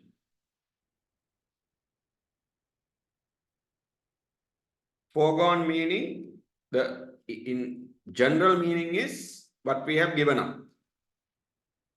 Okay, foregone, general meaning is what we have given up. Okay, yes, sacrifice. In this context, I kept saying foregone meaning the unit we are not producing. Gained is the unit we are producing, the product we are producing. Is that clear? Right, I've got a few thumbs up.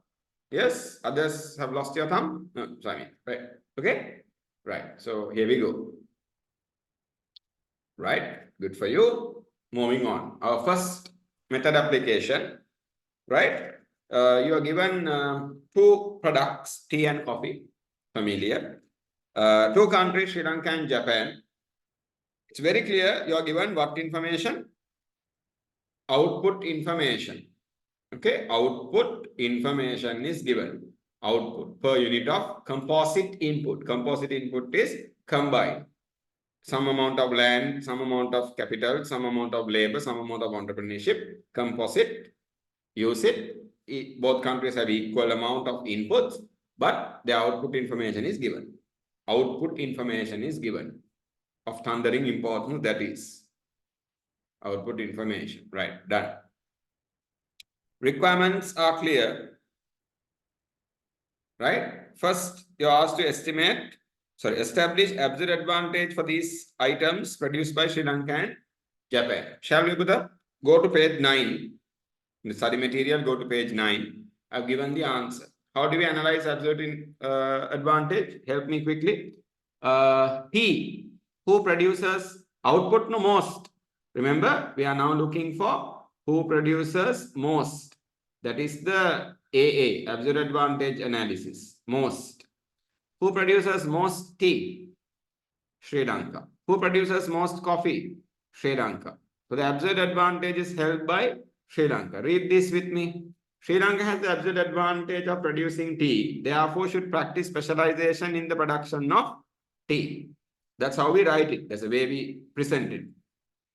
Again, Sri Lanka has the absolute advantage of producing coffee. Therefore, should practice specialization in the production of coffee. You can take both together and say Sri Lanka has the absolute advantage in both products, therefore should practice specialization in both products. That's also okay. Very, very, very straightforward. Just get used to the way of writing it, the way of presenting it. That's all. Finally, we say, now this part is important. Many students don't bother to write this. Before you go to comparative advantage, there should be a reason why you do a comparative advantage calculation. The reason why we do a comparative advantage calculation is when we realize there is no absolute advantage basis, then we look at comparative advantage and see, can we find a way to engage in international trade? Okay? Got it? Right. So look at this part. Accordingly, there is no absolute advantage basis. There is no absolute advantage basis for mutually beneficial international trade between Sri Lanka and Japan in terms of tea and coffee. Trade should not take place because Sri Lanka will produce both products. Japan will produce neither product. There is no import-export situation there. So how do we say it? No absolute advantage basis. Right, done. That's how the story goes. Got it? Then we come to comparative advantage. When it comes to comparative advantage, remember I said first step is estimate opportunity cost. Second step is compare opportunity cost. Reminder, we are now having what? Output information. So standard method is what we use. Foregone divided by gain. Right. My recommendation is have a solid format. Same format, keep using. Then you get used to it. You don't get confused when you do the comparison. I have recommended countries on the columns and the products on the rows. Get what I'm saying? Okay, just the information I'm reminding. Sri Lanka, Japan, tea, coffee. Ready? This is printed and given. You guys need to draw the division lines and put the numbers and do your calculation. I'll give you a flavor of it. Then you guys can quickly do the entire thing. Don't wait for me. Output information. Foregone divided by gain. If it's tea, tea is the gained, coffee is the foregone. If it's coffee, coffee is the gained, tea is the foregone. Agreed? Yes or no? Is the formula correct? T, coffee divided by T. Why? Coffee is foregone, T is being produced, T is gained. Apply the values. Get the answer.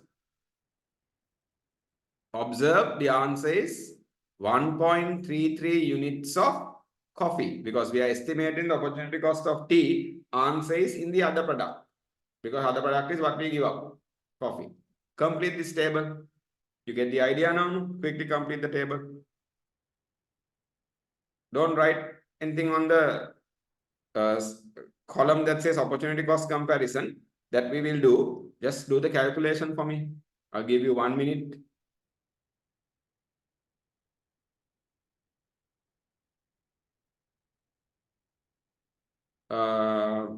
Okay, there's a question. Why, sir, why coffee is considered as foregone? Because if we are producing tea, what are we not producing? If we are using all our resources in our fully employed economy, we can produce 15 units of tea.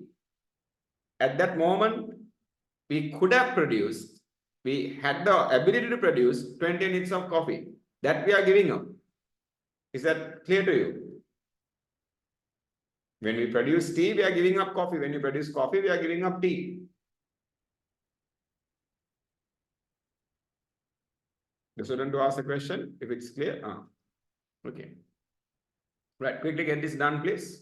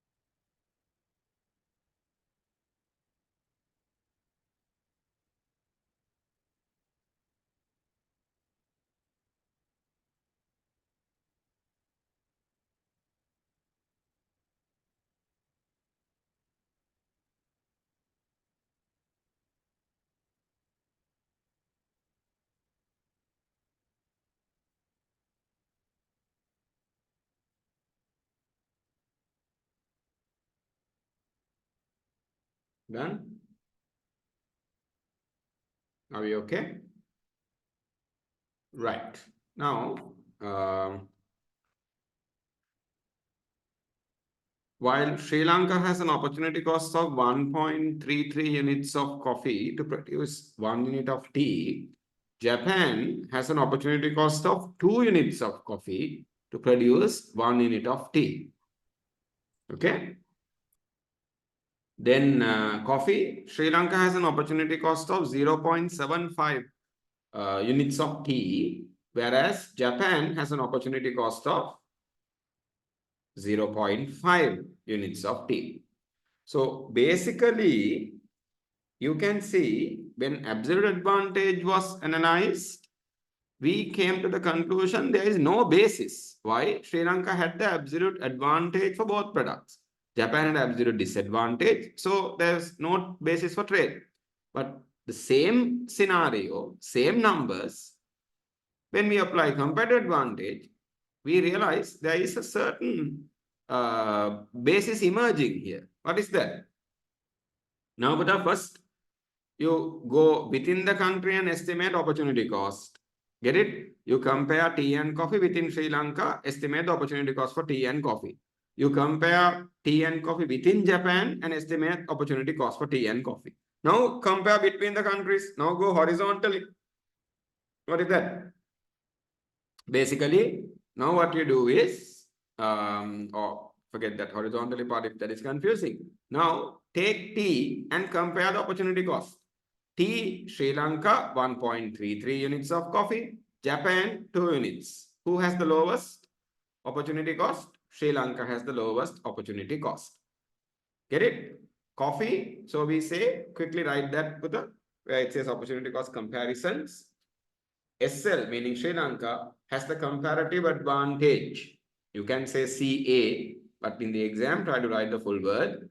Comparative advantage in T. Why?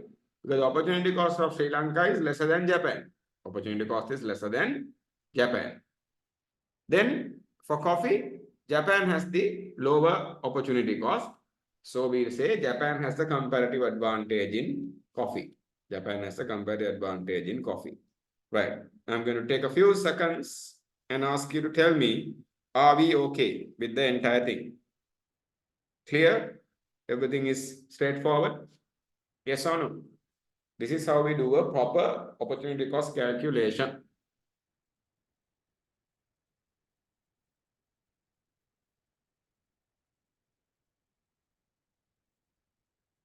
Okay. Now in the exam, Puta, this column, are you with me? In the exam, this column that I'm showing with a red color arrow, you don't need to have, because you can write, you can just maybe circle or maybe identify the opportunity cost values and which country has a comparative advantage, then give it as a conclusion, like in part C, page 9, part C, you can give the conclusion that way. You don't have to write this in the exam. Get it? This is just because we are learning. Right. Okay. No questions. Moving on. Overall conclusion, this is printed and given, sorry, in page 9. Sri Lanka has the comparative advantage in producing tea, therefore should practice international specialization in the production of tea. You can say should practice specialization in the production of tea, that's also okay. Got it? That's how we write the conclusion properly. Learn anything properly. Japan has a comparative advantage in the advantage of producing coffee. Therefore, should practice international specialization in the production of coffee. Done. Accordingly, there is a comparative advantage. There is a comparative advantage basis. Comparative advantage basis for mutually beneficial international trade. Really good way to write that. Mutually beneficial international trade between Sri Lanka and Japan in terms of tea and coffee. Can't be more comprehensive than this. Done? Right. So having got a bit of a flavor of a comparative advantage, absolute advantage question, let's look at method application 2. Okay? Right. Moving on. Method application 2 in page 10. In page 10. Read the question. Read the requirements. Identify what you need to identify before I bring it on.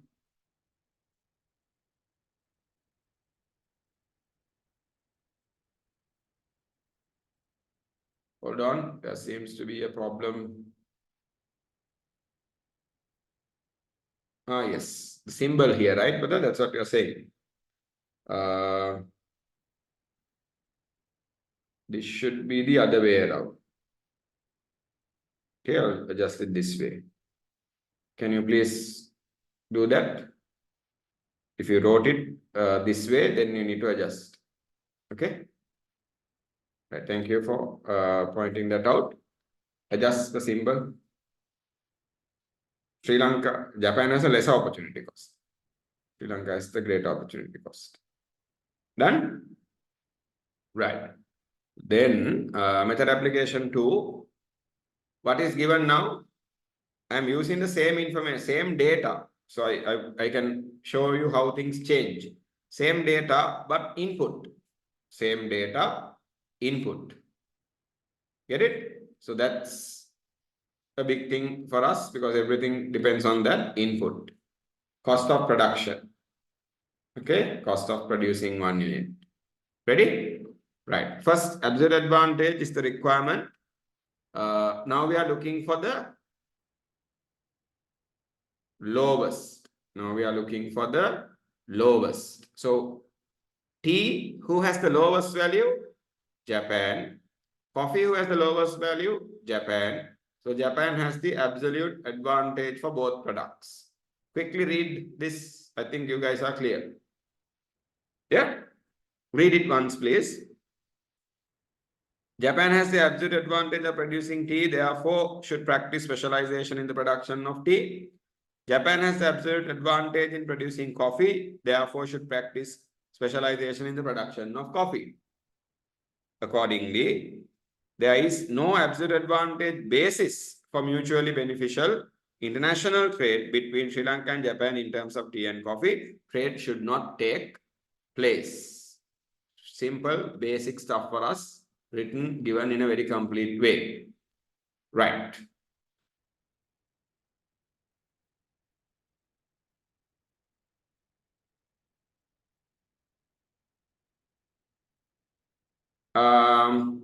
So there's a question from one of your classmates. In this method, Japan has produced tea and coffee using less amount of inputs. Basically, Japan has produced 1 unit of tea, 1 unit of coffee using lesser inputs, yes, than Sri Lanka. So they have the absolute advantage. Correct.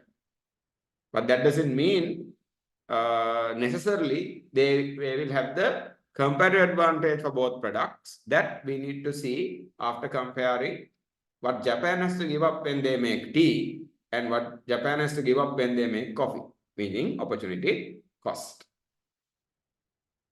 Right, shall we? Next, I'm going to use 2 methods here to estimate opportunity cost. I'm going to introduce 2 methods. The direct method that we learned earlier, we will apply definitely. But first, I want to share the indirect method, or what I would like to call the conversion method. Indirect method or the conversion method. The conversion method is when you are given input information, right? You convert the input information into output. How do we do that? By assuming a certain amount of inputs each country has. So, what I've done is I've looked at the numbers 15, 6, 20, 12.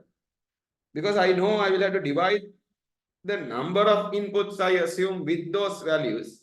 I thought a really good value I can take here is, you can take any value. It doesn't matter. I wanted to assume 60 units. Each country has how many units? 60 units. That's an assumption I'm making. It can be, because you're taking ratios, it can be any amount you assume, but the value you assume make sure it's a value easy to divide and work with. So I went for 60. Right. That's given in your study material. Am I correct? Assume each country has a total of 60 units of inputs. So Japan uses 60 units. How many units of tea can they produce? How many coffee can they produce? Sri Lanka, tea, coffee, likewise. Right. So let's get this done. Don't complicate. This is very straightforward. First, what I want you to do is step 1. Convert input to output. Shall we do that? How do we do it? If Japan needs 15 inputs, sorry, if Sri Lanka needs 15 inputs to produce 1 unit of tea, if they have 60 inputs, how many units of tea can they produce? How many units? This is not an opportunity cost calculation. Okay, we are converting inputs into output. 60 in Sri Lanka divided by 15. That means they can produce 4 units of tea. What is the 4? Output. What was the 15? Inputs. What is 60? Total inputs assumed. Clear or not?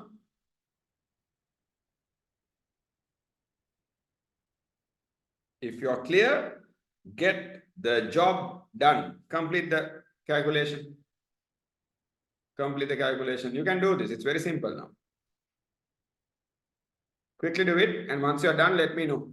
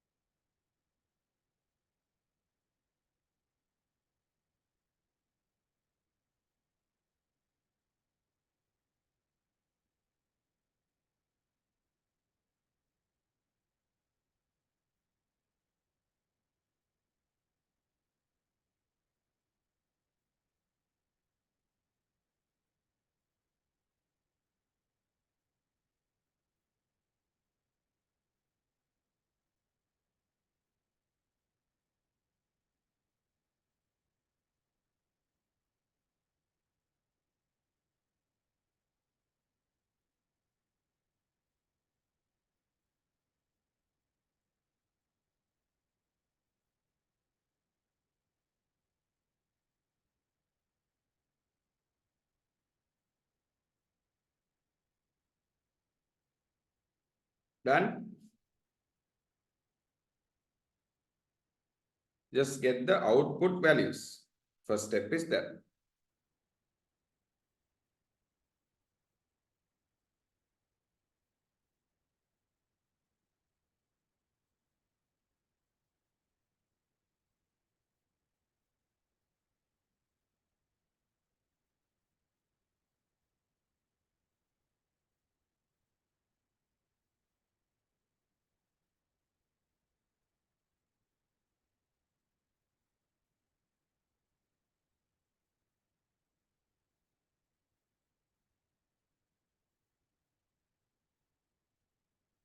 Okay.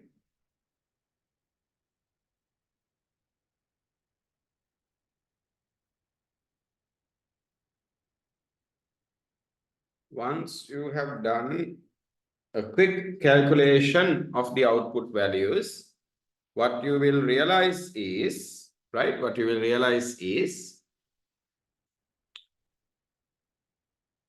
okay,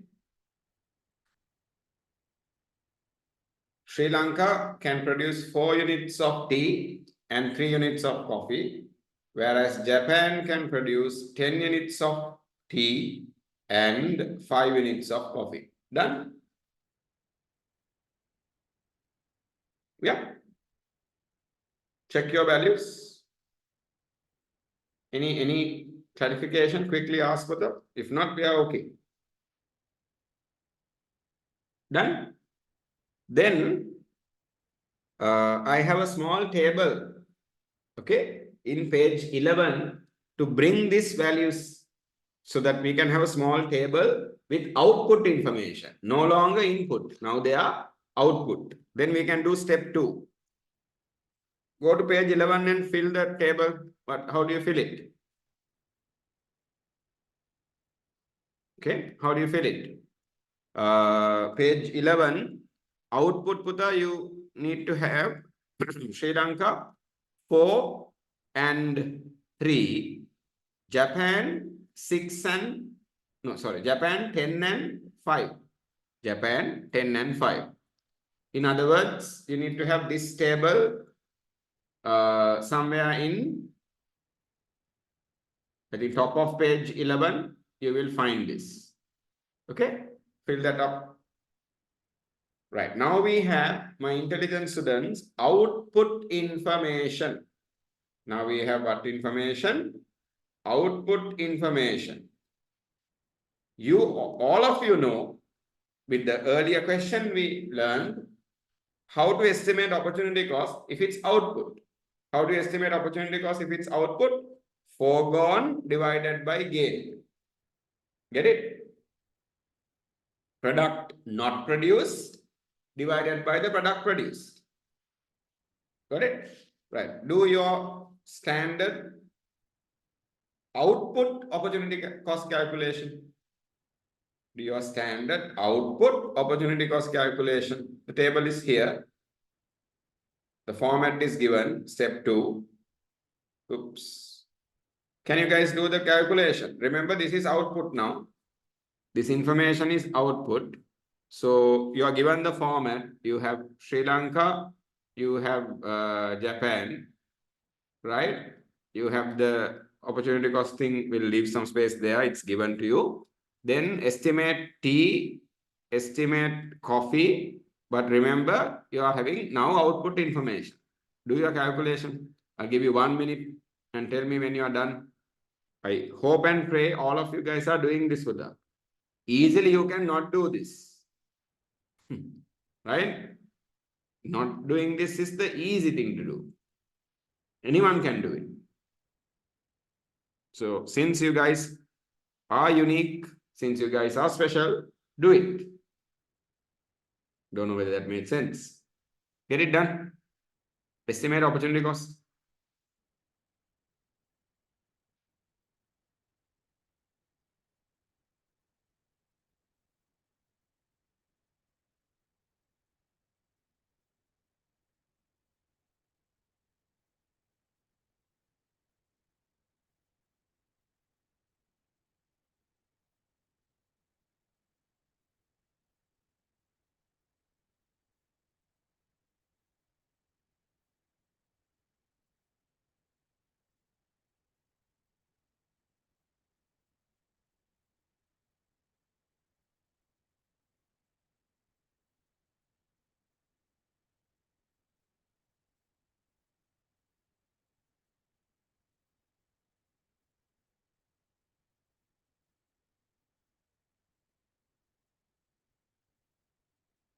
Work on it quickly.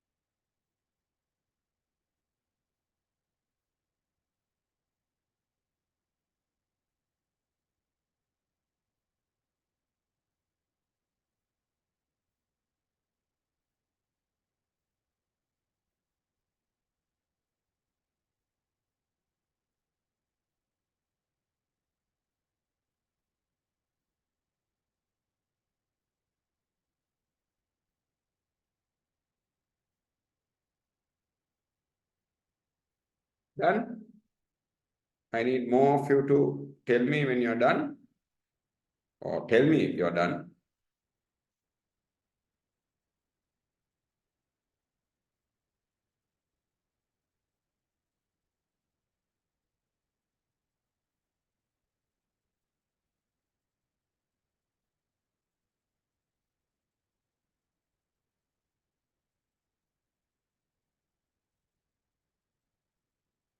Okay, right, good. I'm confident you have got the correct answers for that, because this is something now we have mastered or got the hang of, if I may say so. Right, check your answers.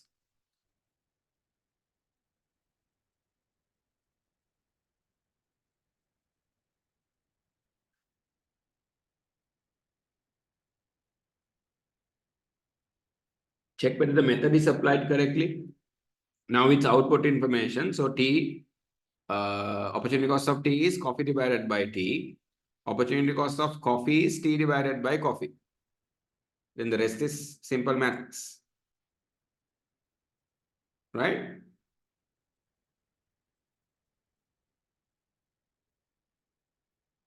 Can I just quickly get a thumbs up? All of you have got the values right. Just give me a thumbs up quickly.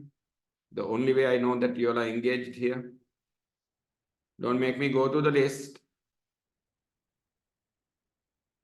Yeah? Come on.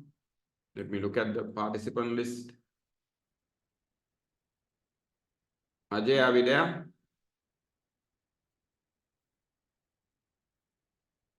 Amina? Yes? Done?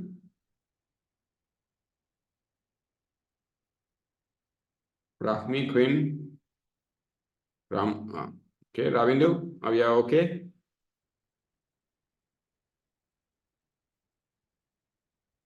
Yes?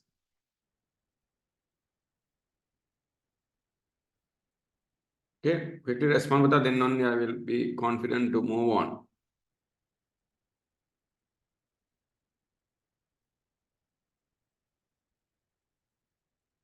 Runali, Sanjeevan, Sara, Sarjan, Shifa, yes? Shrilisha, right. I think we are okay. And if you guys have any confusion, you would have asked me. Right. So quickly write this also. Now, okay. Compare tea. Japan has the lowest opportunity cost in terms of coffee. Coffee, Sri Lanka has the lowest opportunity cost in terms of tea. Quickly write this.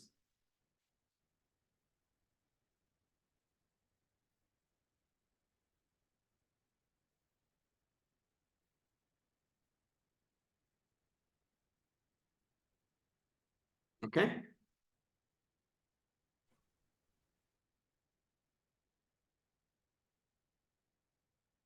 Done. Then, now, before we reach that conclusions, okay, as I said, this is something you can, or this step is something you can avoid in exam, right? Right. Before we write that final conclusion, Buddha, shall we use the direct method and see if you get the same conclusions? We will not get the same values necessarily, but can we reach the same conclusion? Now, what is the conclusion? Tea, Japan has the comparative advantage. Coffee, Sri Lanka has the comparative advantage. Do we get to the same conclusion if we use the direct method? Got it? Right. So when we use the direct method, remember, we have to go back to the original input information and do it. Original input information. Ladies and gentlemen, page 11, second half, lower half, page 11, lower half. It says alternatively, direct method or reciprocal method. Direct method or reciprocal method. For your benefit, on the screen, you will now see the original input information is there. use the original input information, remember input, and use the direct method, the reciprocal method, and try to do this quickly. If you don't do it, you don't learn. Quickly do it, calculate. The format is given, but remember you are using the direct method or reciprocal method. Whatever you did for output, reverse it now. Take the opposite. Give it a try.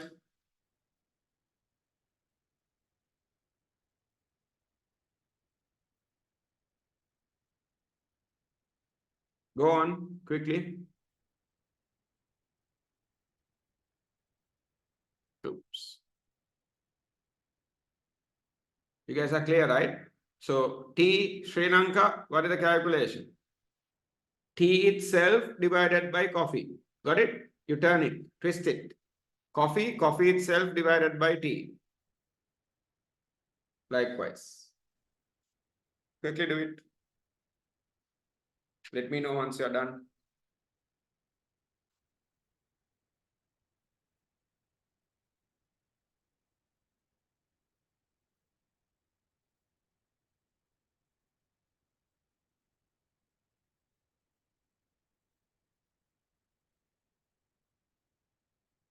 Done? Good. Get the values. Now you can write the opportunity cost thing also. You guys know how to write it.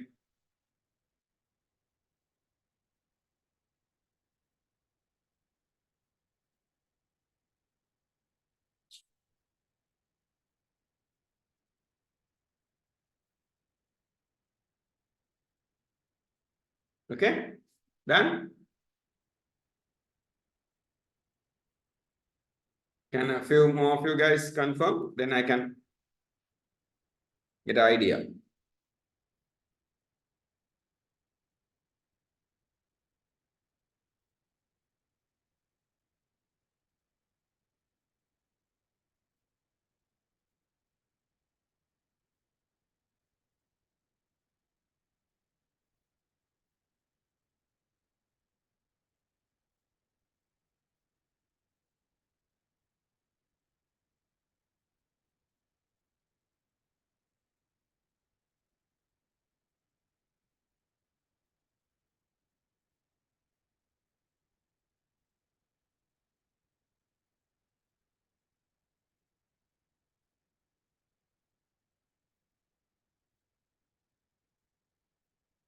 Okay, I think we are done. So I'm going to move on.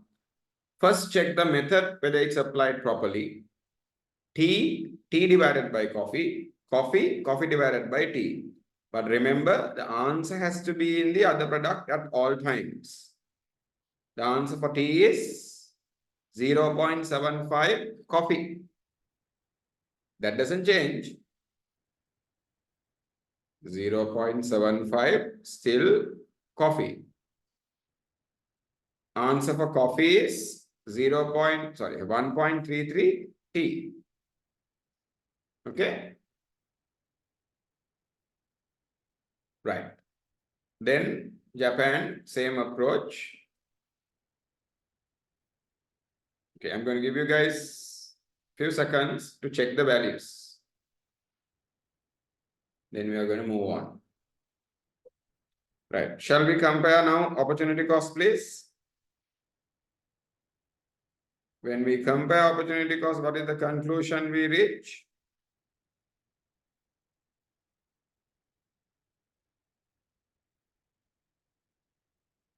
Who has the lowest opportunity cost of producing tea? In terms of coffee, who has the lowest opportunity cost? Japan does. Write that quickly. Who has the lowest opportunity cost of tea? Sri Lanka does.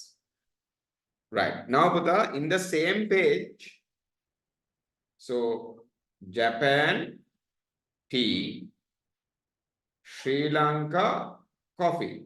Is that the same conclusion you have on the upper half of the page in the earlier method? Is that the same conclusion? Values are different, that's okay. Or values don't need to be the same. Let me put it that way. Is the conclusion the same? Yes or no? Quickly. While you complete this, you need to answer my question. Are the conclusions the same? Yes. So what does that prove to us? What does that prove to us? We can use the conversion method or we can use the direct method. The conclusions we reach will be the same, which means we will be properly answering the question. We will be properly answering the question. Is that clear, Buddha? Conclusions are the same. Right. Now, once you are done, can we go to the final part? Overall conclusion. Yes.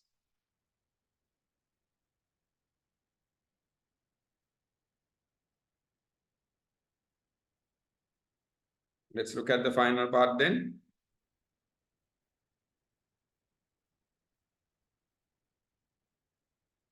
Right. Excellent. If you guys want me to come back for any reason, you need to let me know, right? If it's a reasonable request, can be done. Right. Overall conclusion. This is in page 12. Page 12. Part C. Japan has a comparative advantage of producing tea. Whatever the method we use, we come to the same conclusion.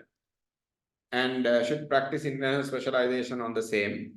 Sri Lanka coffee should practice international specialization. Accordingly, there is a comparative advantage basis for mutually beneficial international trade between Sri Lanka and Japan in terms of tea and coffee. Please get used to the way of writing this. That's very important that you do. Okay? Right. I think overall you guys are clear. So third part is we are going to learn something new. The concept of exchange, or it says trade rates. Sometimes these are called price ratios also.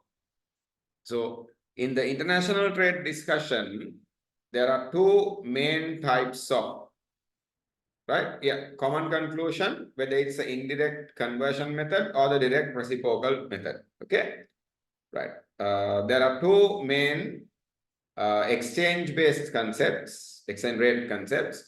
Internal, or we say autarky exchange rate. Internal autarky, meaning when you have a closed economy within the country, how do you exchange? Autarky or internal exchange rate, sometimes called what ratio? But the price ratio, sometimes called price ratio.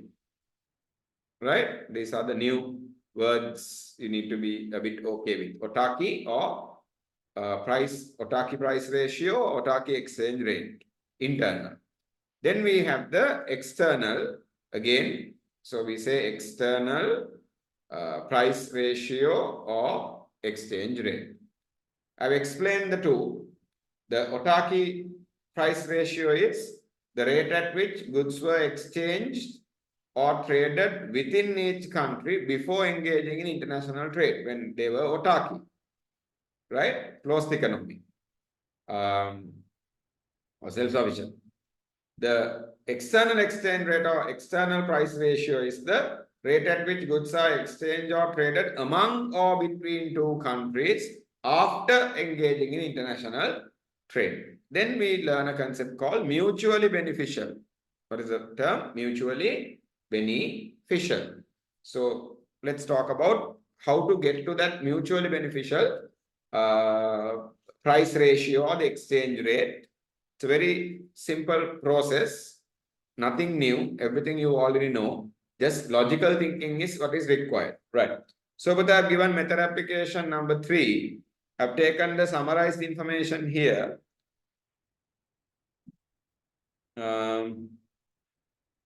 Okay, summarize information here. You are given the application, method application question in page 12. Are you guys with me? Page 12. Right. Please concentrate. 3 requirements. Let's get the job done. First requirement, internal trade or exchange rate.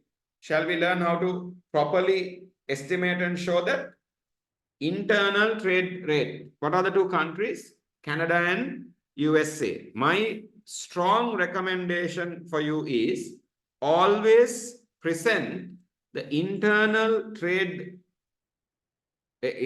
exchange rate or the autarky price ratio for both countries for both products. I'll repeat. Both countries for both products. My recommendation is that, right? Both countries, both products. Get it? Both countries, both products. Ready? Format. Always good to have a format. Chances of errors are minimized. Right. What is the format? Tea is to coffee. How do we say? Tea is to coffee. Take the values. How much is tea in Canada? 2. How much is coffee in Canada? 3. Bring the values. You can do this with me, Buddha. Right? Nothing to worry. You can do this with me. Okay? Tea is to coffee. Right. Then 1 unit of tea is how many units of coffee? Simple calculation. 3 divided by 2. How many units of tea are inside coffee? No? That's what we're asking. So how do we present the final thing? 1 is to 1.5. That is the internal trade or exchange or price ratio, rate. 1 is to 1.5. How do you read it, Buddha? You read it by saying to buy 1 unit of tea inside Canada, you have to pay 1.5, 1.5 units of coffee. 1 unit of tea is worth 1.5 units of coffee. That is the price of tea in Canada. What is the price of tea in Canada? 1.5 units of coffee. Or 1 cup of tea, we'll say, is 1.5 cups of coffee. Get it? Right. In the morning, if you want to have a cup of tea, what you need to give? 1.5 cups of coffee, then you can have tea. Right. Get the idea. Start the work. Don't wait for me. Be proactive. Be proactive. Remember, both countries, both products. Now, we wrote it for tea is to coffee. Now, coffee is to tea. Bring the values. Do the calculation. You are done. Okay. Follow the same thing for USA. Complete the calculation. Estimate the internal trade rates or ratios or price ratios.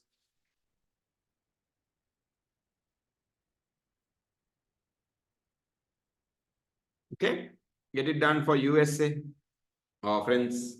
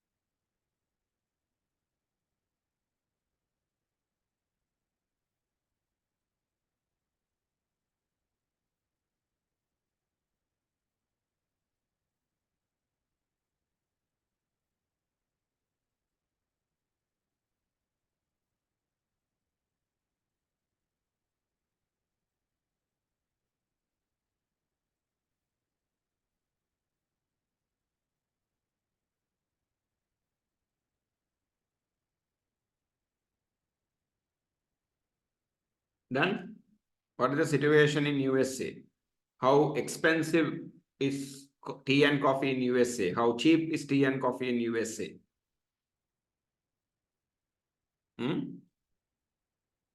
Let's see. In USA, if you want 1 cup of tea, you have to pay only half a cup of coffee. You give half a cup of coffee or half a unit of coffee, you get 1 unit of tea. In USA, coffee is a bit expensive though. To get 1 cup of coffee, you have to give 2 cups of tea. 1 cup of coffee, you have to give 2 cups of tea. 2 cups of tea. Get it? What is expensive? Coffee is a bit expensive. Done? Good. What are these called, Puta? Internal exchange rate or internal or autarky price ratio. Autarky price ratio. Is that clear? Any questions? If not, we can move on. If you can write that note, I think it will be useful for you.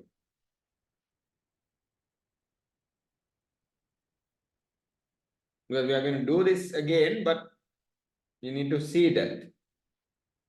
What does it say? Essentially, we have estimated the opportunity cost of producing a unit of tea and coffee in these countries. What did we want to estimate? What were we trying to estimate? Internal exchange rate. Internal exchange rate or autarky exchange price ratio. What did we end up estimating? Also, whether we realized it or not, opportunity cost. I'll prove it to you by getting you to do a bit more of a repetitive work, just to learn this. That's why. Can you guys now answer part B? What is part B of the question in page 13? Part B of the question in page 13 says, identify the range of mutually beneficial exchange. Sorry, I'm reading the wrong requirement. B, what are the goods each country should specialize in? If you are asked what goods are to be specialized, you cannot answer that without comparative advantage comparison. In other words, you cannot answer that without knowing opportunity cost values. So, can you now remember output information is given? Output information is given in this question. So, keep that in mind. Use the data given. Estimate opportunity cost. Estimate opportunity cost. You have done this so many times. You can do this very quickly. Opportunity cost estimation, output information. 2 countries, Canada and USA, 2 products, tea and coffee. Always tea and coffee. Got it? Get it done.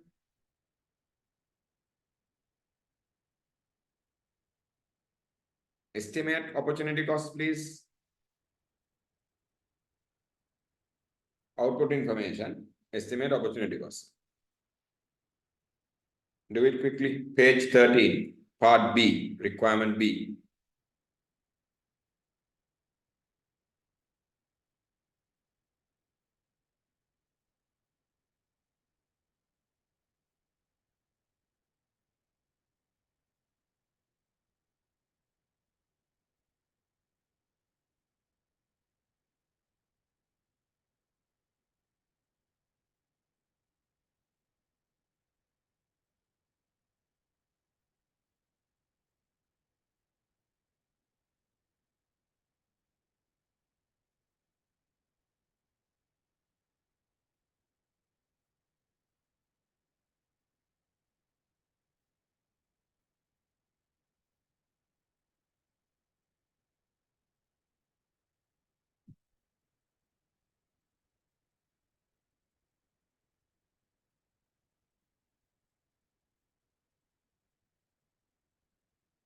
Okay. Quickly work on it, Buddha. Each time you do this, it'll take less time because you have got the idea.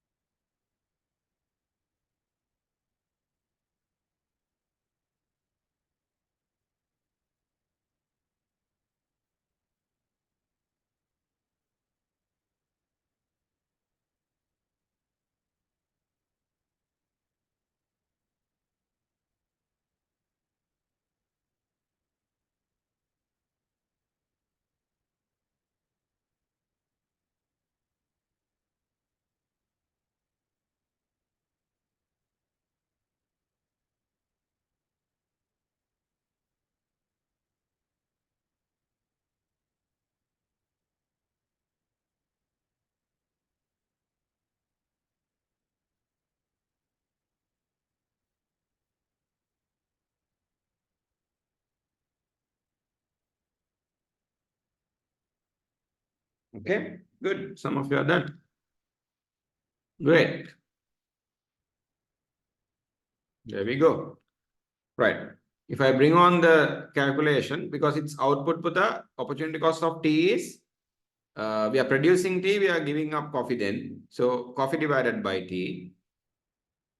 Same thing for USA.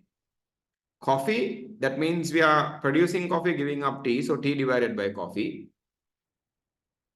Right. Now, if you have got these values as outcomes in your estimation, my intelligent students, do you realize you got the same values? 1:1:1:1:1. You got the same values when you did the autarky price ratio or internal exchange rate. Yes or no? You have a comparison in the same page with us. Just compare and see. You already have the values. Got it? So what is the learning here? What is the smart? Sorry.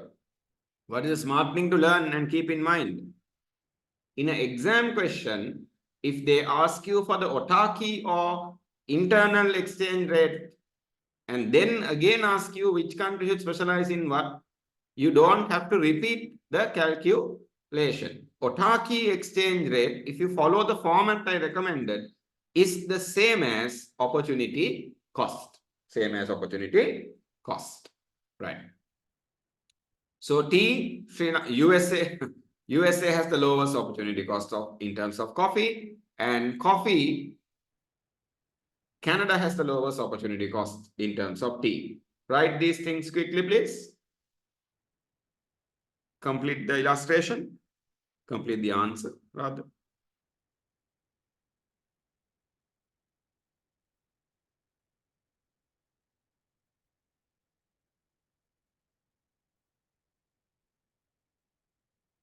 Okay.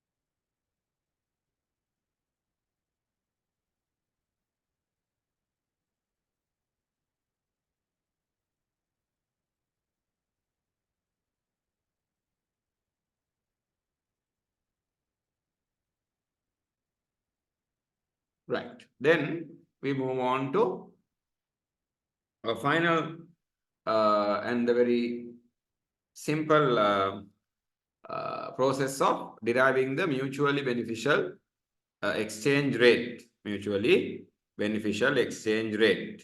Okay. I'm going to use a very logical approach.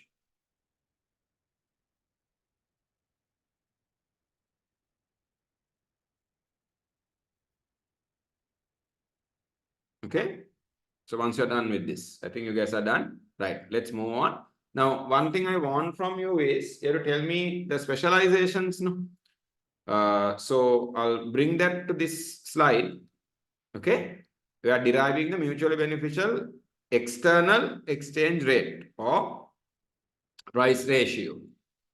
Are we okay? Tell me if I'm correct with the specializations based on the opportunity cost information.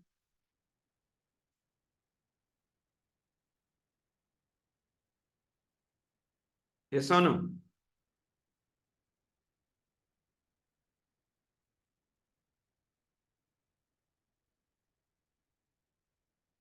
Are we okay?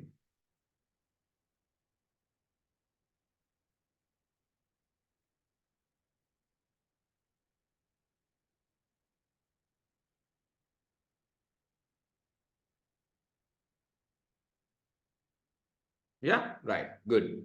Now, think logically with me. Okay, we are going to visit Canada and USA. We are going to go on a trade tour and try to come up with some information. Ready? Right. Okay.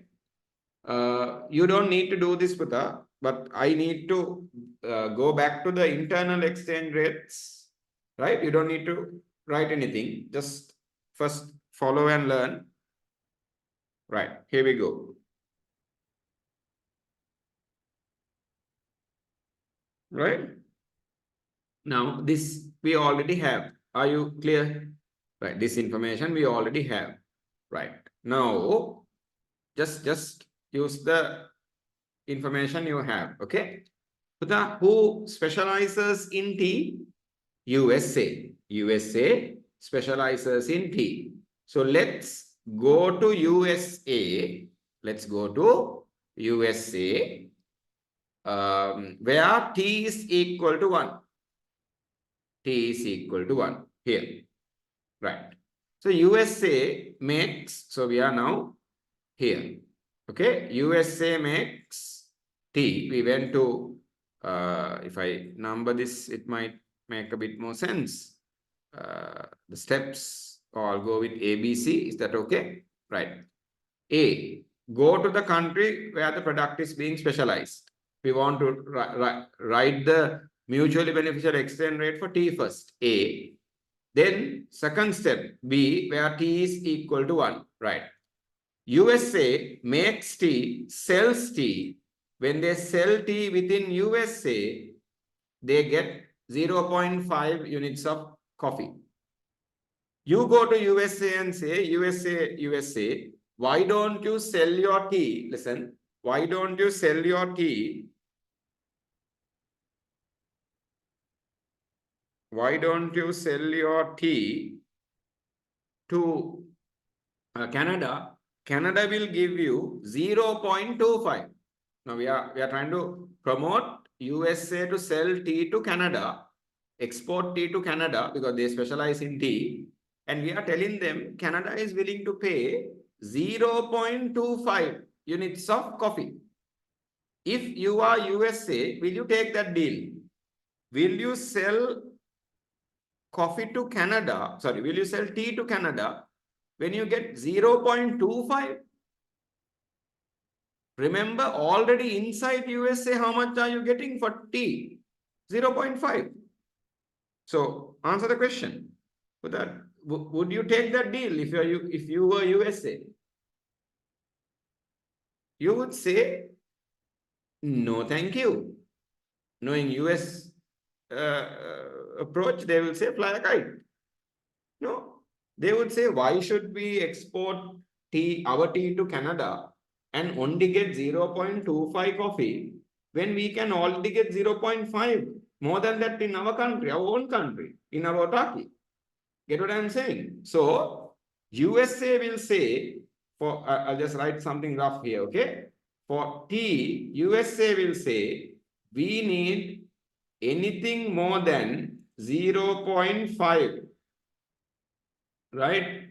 More than. You can write it with the symbols also.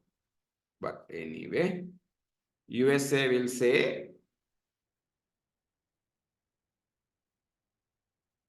more than 0.5 coffee. Give us anything more than 0.5, then we are ready to talk trade.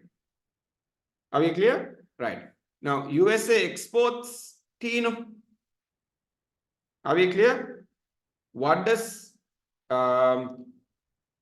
who imports tea? Who imports tea? USA exports tea, but who will be importing tea? Canada. Very good.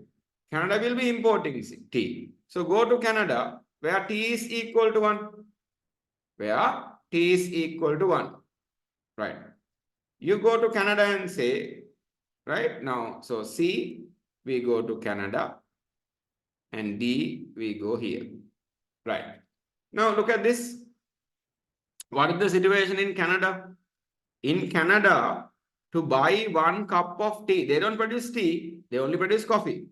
In Canada, to buy 1 cup of tea, they have to pay 1.5 cups of coffee or 1.5 coffee. So if you go to Canada and say, Canada, look here, you can get tea from USA for 2 cups of coffee. Will Canada take that deal? If you say, Canada, you can get really good tea from USA, you just have to pay 2 units of coffee. Will Canada take that deal? Yes or no? No? You guys are saying no? Yes, no. Why? Within the country, they can buy tea for 1.5. Why would they want to import tea from USA and pay 2? Get it? So, if you want to convince Canada, you have to tell them, Canada, 1 cup of tea will be less than 1.5 cups of coffee. So if Canada gets tea for less than 1.5, if USA can sell tea for more than 0.5, both countries will benefit. Both countries will benefit. Mutual. Both countries will benefit. That is what we want. So what is the mutually beneficial trade rate or price ratio for tea? More than 0.5 and less than 1.5. More than 0.5 and less than 1.5. Is that clear? Are we clear? Got it? Right. Do the same for coffee. What is the story for coffee then? Give me the more than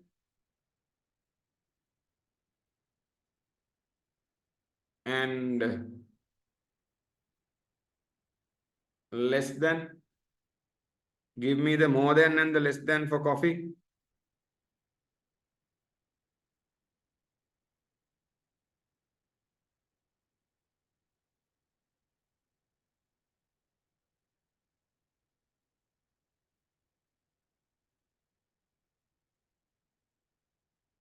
Yes? Done? Logically, you can figure it out. Right? Very good. Some of you have given the answers. Okay. We'll quickly do it, Buddha. Can you tell me who specializes in coffee? A, B, C, D. That's it. Who specializes in coffee? Canada. Correct? Yes. Our friends Canada specialize in coffee. Right. Now we are going on a trade mission to, right? Trade mission to Canada. Let's go to Canada. So A, Canada. B, where coffee is equal to 1 here. Right. In Canada to buy, sorry, if Canada sells 1 unit of coffee, inside the country, in the autarky, they get 0.66. So if you want to convince Canada to sell coffee to USA, you have to tell them we will get something more than 0.66 units of tea. We will get you guys something more than 0.66 units of tea. Then only who will agree? Canada will agree. Then go to USA. D, go to USA, where coffee is equal to 1. A, B, C, D, coffee is equal to 1. USA doesn't produce coffee, but US people like coffee. So you can say, USA, we want coffee. US guys go, yes, we want coffee. Can you convince USA to get coffee for more than 2? No, they will say, no. Inside the country, we can get coffee for 2 units of tea. So if you are going to bring down coffee from Canada, we have to get it for something less than 2. Something less than 2 units of tea. Get it? In effect, what did you do? In effect, what did you do? Very good. Yes. In effect, what you did was take the highest and the lowest. That's all, Nabuta. All that logical way I explained, it's really logical. If it should make sense, but the minimum thing you have to remember is this. T, take the internal trade ratios where T is equal to 1. Take the smaller value and say more than. Take the larger value and say less than. Get it? That's what you did. Then coffee. Look at the internal trade ratios or trade exchange rate where coffee is equal to 1. Smaller value more than, greater value less than. Any questions? Can you suggest the range, please? If you suggest the range, what would you get? I think a good range is 0. Now, T is to coffee, no? T is to coffee. A range would be, ratio would be coffee more than 0.5, less than 1.5. I think 1 is good. Here is more than 0.6 is less than 2. Either 1 or 1.5 is good. So again, 1:1 is a good ratio. It's within the range. Within the range. You don't have to write that. What you have to write is the range. That's what they ask from you. Get it? In MCQs, they give you the range and ask you to see if you can figure out what has happened. Okay? Right. So, yeah, that's that. So that part is also done. Can you guys write this? You don't have to write the boxes. You get that, right? Just maybe you can have a comma here. Sorry, you can have a comma here. Right? In page 13, part C, identify the range of mutually beneficial exchange rates. Write this whole thing, 1 unit of T, more than, less than, part. Get it done?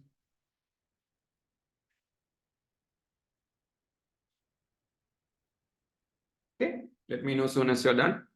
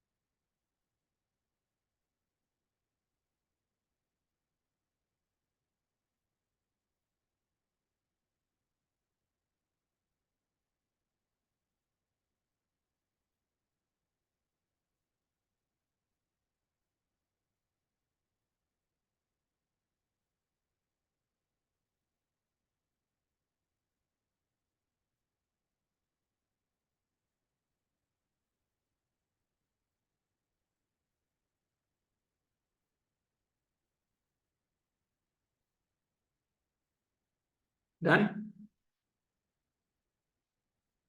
Yeah? Good. So now we are approaching the final part of these comparative absolute advantage related questions. How do we show the principal economic benefits of international trade using production possibility frontier diagrams? And how do we work on those calculations? Right? So again, not that difficult. It is just to identify what are the correct steps and get it done. Okay, if you overthink, anything is difficult. But if you go through a step-by-step methodical process, things become very easy. So with that attitude, let's learn this part. I'm going to make the benefits very simple for you, right? If you go to page 14, Buddha, if you go to page, so just a quick recap. Okay, we are clear, right? We remember these things now. We are done. Have a quick look. Yeah, right. Only thing we remember is the standard method for output, foregone divided by gain. Inputs, we reverse it. Take it upside down. Economic benefits. There are two main economic benefits of international trade. One is gains or benefits from specialization. Then we have gains or benefits from exchange. I'll make it very simple. Gains on specialization, long story short, is where we produce a higher output. That's it. If that goes into your mind by practicing international specialization, we can have a higher level of output. Global output levels can increase by practicing international specialization using comparative advantage. So you look at comparative advantage, okay?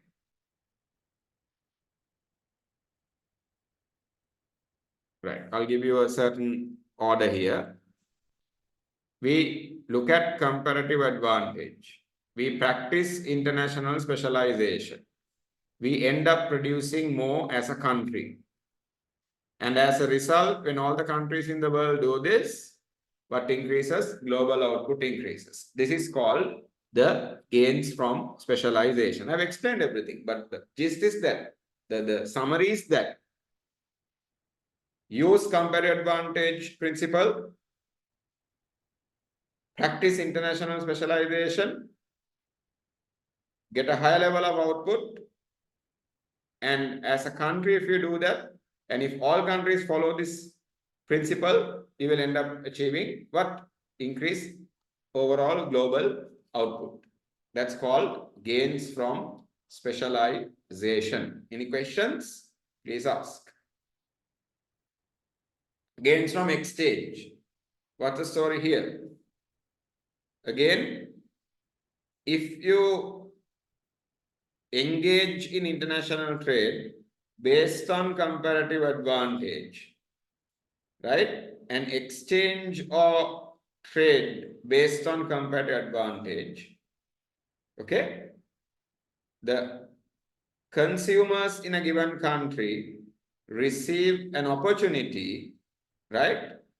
To not produce, meaning you practice specialization, but the consume get an opportunity, right? To consume goods and services that are non-specialized products or not produced by the country. Okay? And the economic way to say this is, if someone asks you what is gains from exchange or what is the benefit of exchange all about, you would simply say it is the ability to consume a product combination, alternative product combination,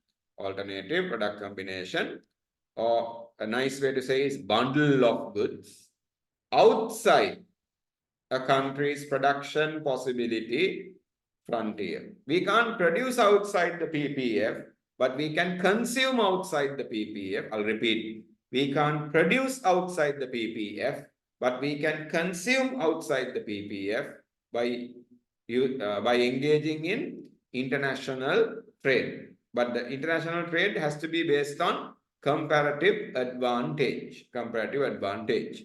So if I do the same thing that I did earlier, I'm sure you guys made a note earlier in page 14. Basically, Buddha, practice international specialization based on comparative advantage, right? Engage in trade based on comparative advantage. Okay, are you guys with me? Right. Practice international trade based on comparative advantage.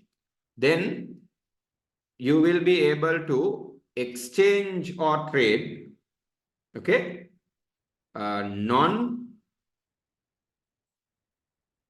go for this, okay, non-specialized products.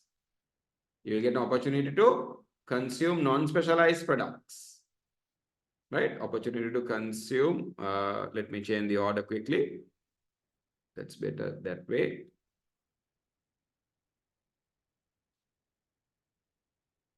Almost there, right? You get an opportunity to exchange and trade, and then you get an opportunity to consume. Number 3, non-specialized products. Number 4, non-specialized products.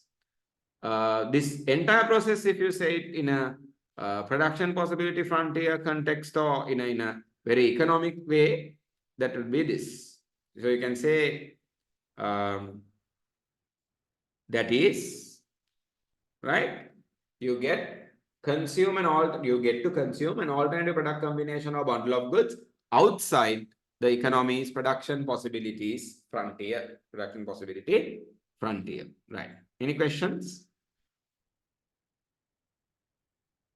If not, we get to the question. I mean, the next application exercise. Shall we? Are we okay? Need a response?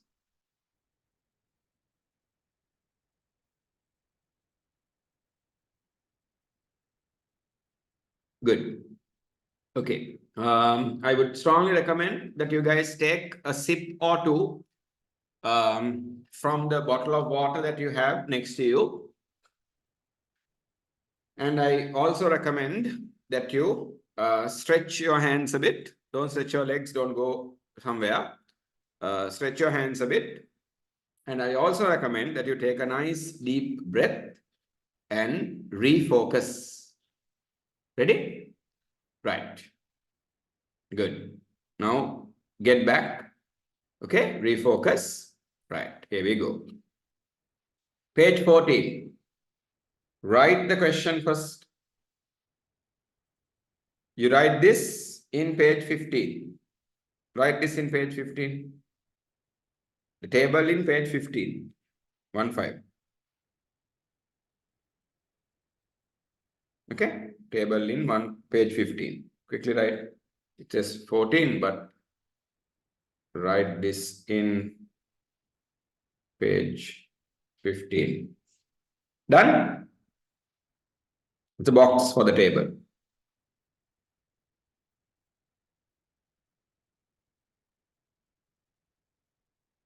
Okay, one of your classmates has made a request to show the gains from specialization note a bit, the slide a bit. I think maybe you're trying to number the way to think. Okay, right. So I'll do that very quickly and come back to this. Specialization.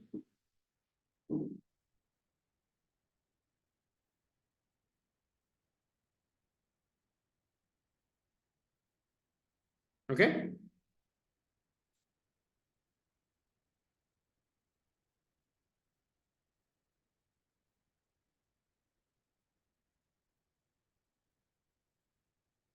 Right. Then gains from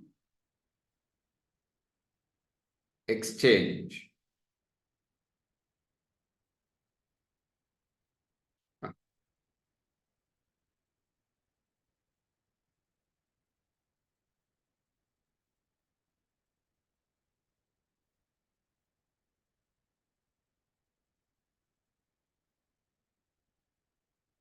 Okay, done? Right. If that didn't do the trick, Putha, eventually, in about another 1 or 2 weeks' time, the recorded version will be available for our, full-time combined class students to watch. Then you can have a look there. Right. So the table is done in page 15. Am I correct? Yeah, table is done. Now, write the assumptions, please. Assumption sign page 14. Assumption sign page 14. Page 14. Page is method application 4. 4 assumptions. Quickly write them.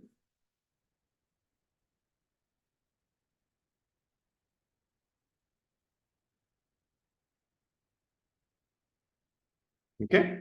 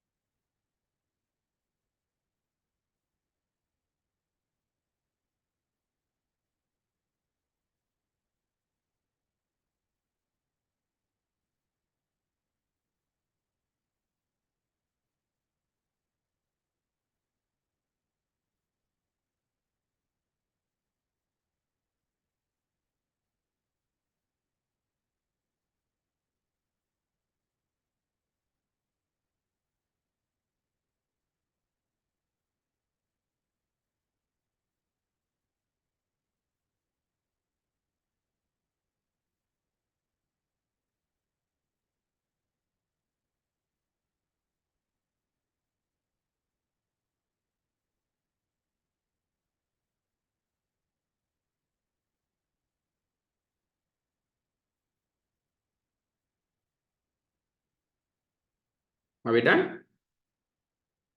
These are the assumptions. We have to do the question.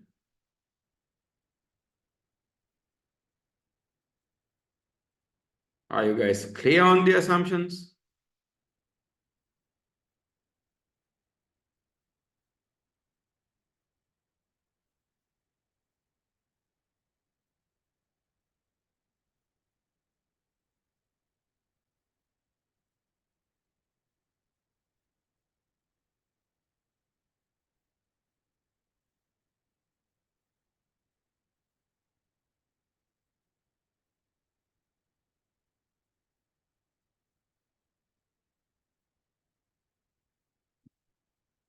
Yeah. Right. Okay.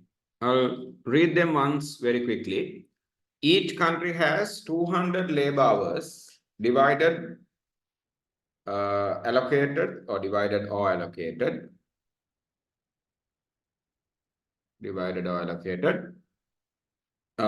Equally among the two industries, that is to produce wheat and clothing. 100 each. Get it? The external exchange rate between the two countries is 5:7. Is 5:7. Right? Clothes to wheat. So the 5 is clothes, 7 is wheat. We'll apply that later. In any given situation, US says minimum consumption requirement of clothing is 500 units. They need 500 units of clothing under any situation, with or without international trade, autarky or with international trade. Number 4, the opportunity cost within each country is expected to remain fixed. That is a standard assumption we have already made, but I've just given that as well. Right. So with these assumptions, let's get the job done.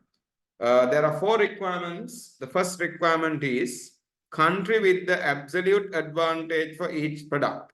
Shall we do that quickly, Buddha? Remember output. So look for the what?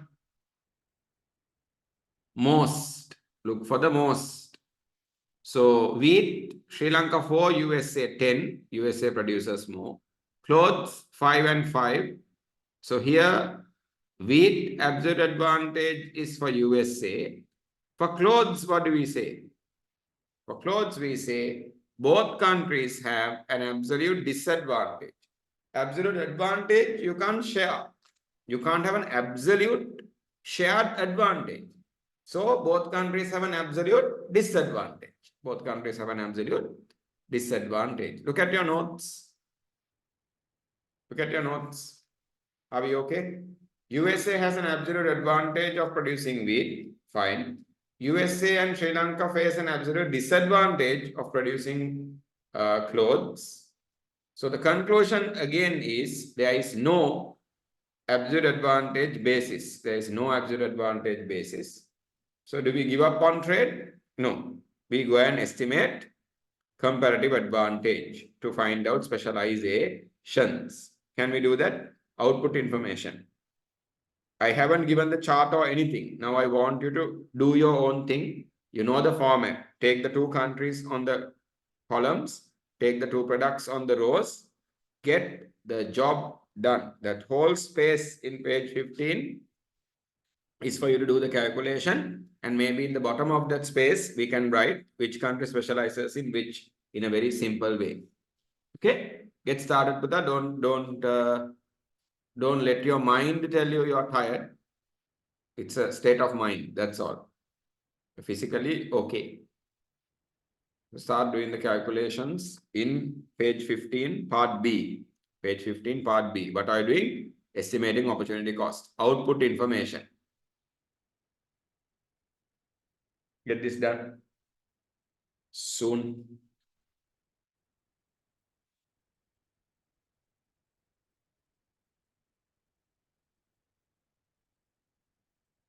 Okay, please work on this.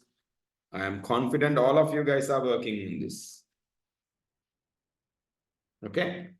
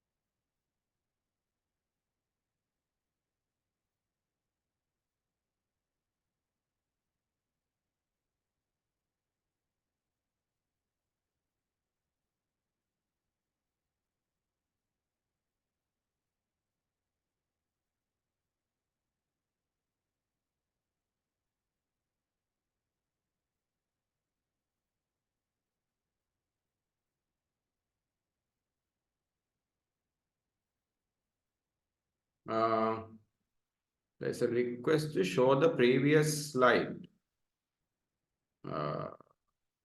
This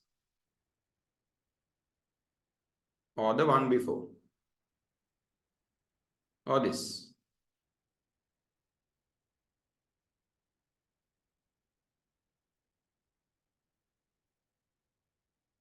Okay.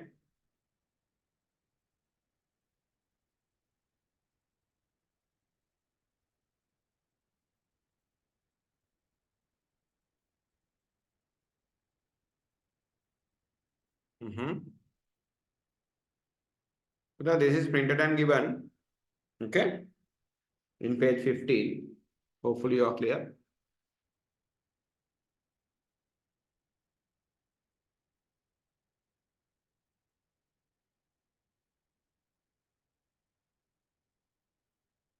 Okay. Right.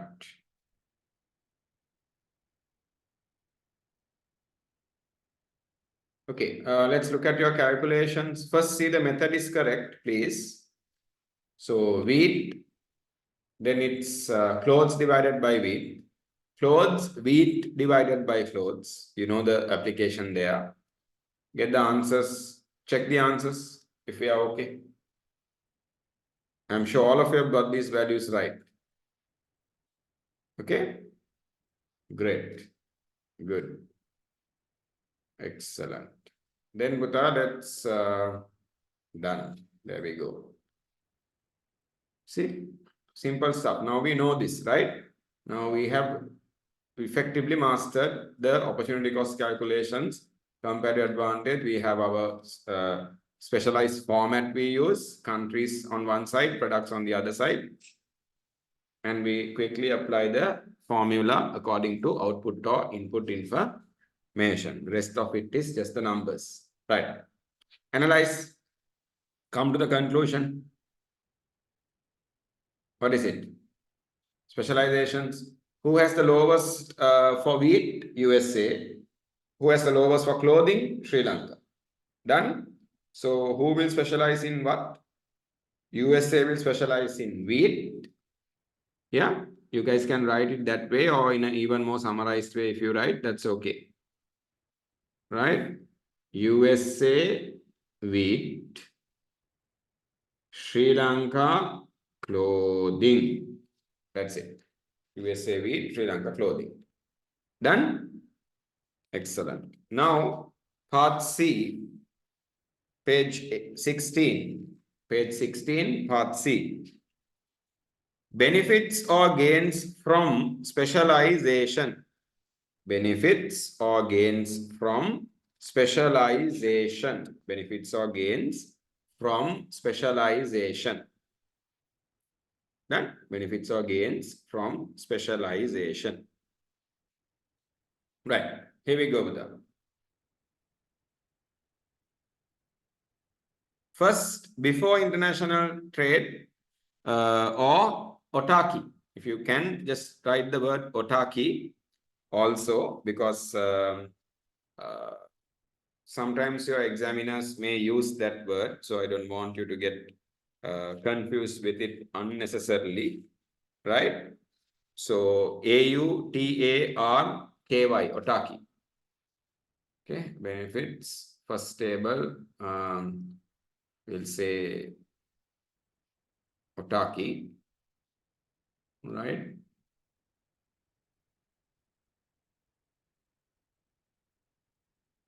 KY, autarky.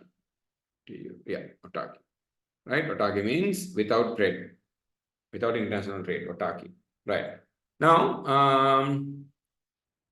the table I've given some information for you for your benefit, but that information is there in the assumptions. Okay?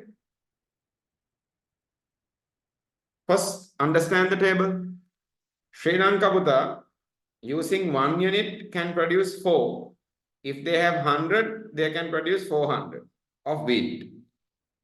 USA using 1 unit can produce 10. If they have 100, they can produce 1000. So the world output of wheat is 1400. Well, you fill the table, you can understand what I'm saying, right?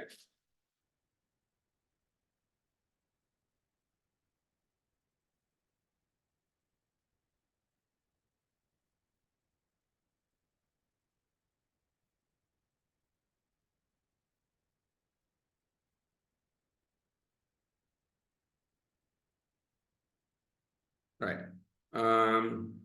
So 4 into 100, 4 came from the table originally given in the question. 10 came from the table. 100 is because they have 200 evenly divided for wheat and clothes. So 1400 they can produce. Clothing 5 into 100, 5 into 100, 1000. Total global output is 2400. Total global output is 2400. Both products. Under autarky. Under, what does that mean? Without international specialization. Without international trade. Without international trade. Right. Then, Let's see what happens with international trade. Ready? This table is just a guide. You don't need to write this. Okay, don't write this. Right. Then after specialization. Specialization means what? You don't produce both products. You produce only the product. You have the comparative advantage. You guys remember the specializations, right? From the previous page, you can check if you want to. USA specializes in wheat. Sri Lanka specializes in clothing.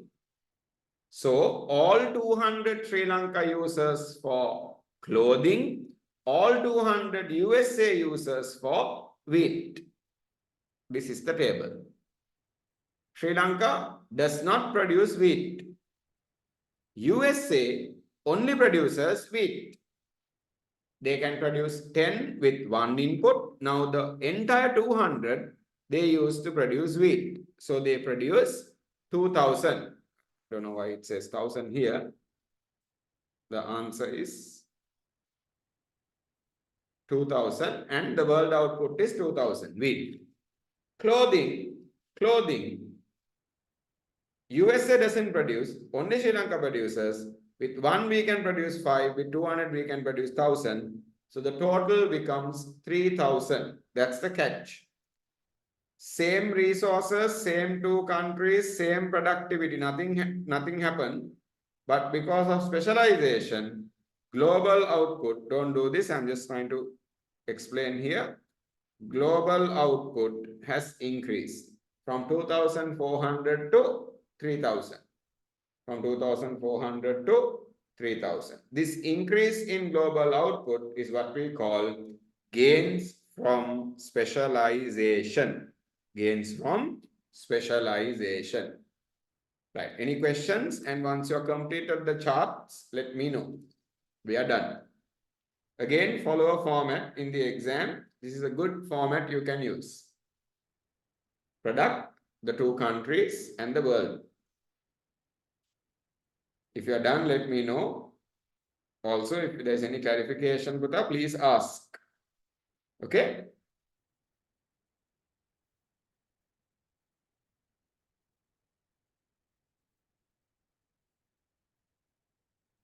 Right. It's a few minutes past the time, but since we are in the middle of this, let's finish this. Then we can be very content with the effort for the first session, where we have completed a considerable part of the unit. Okay? Right. I know in a bit the school traffic and all that is there. Yes, I know you're going to go from your room to the living room before the school traffic starts. But just, right, we'll quickly get this done. Are you guys hungry?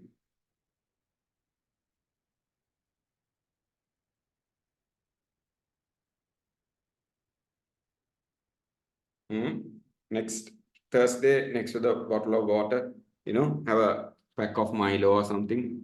You don't need Red Bull and everything. Right. Okay. Done.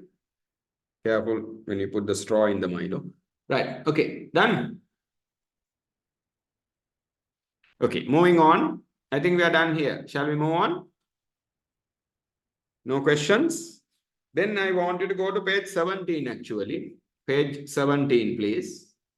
We're going to skip something in page 16 and go to 17.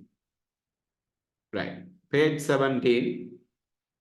Right. Don't give up. Now it's not the time to, give up. Okay. Really concentrate.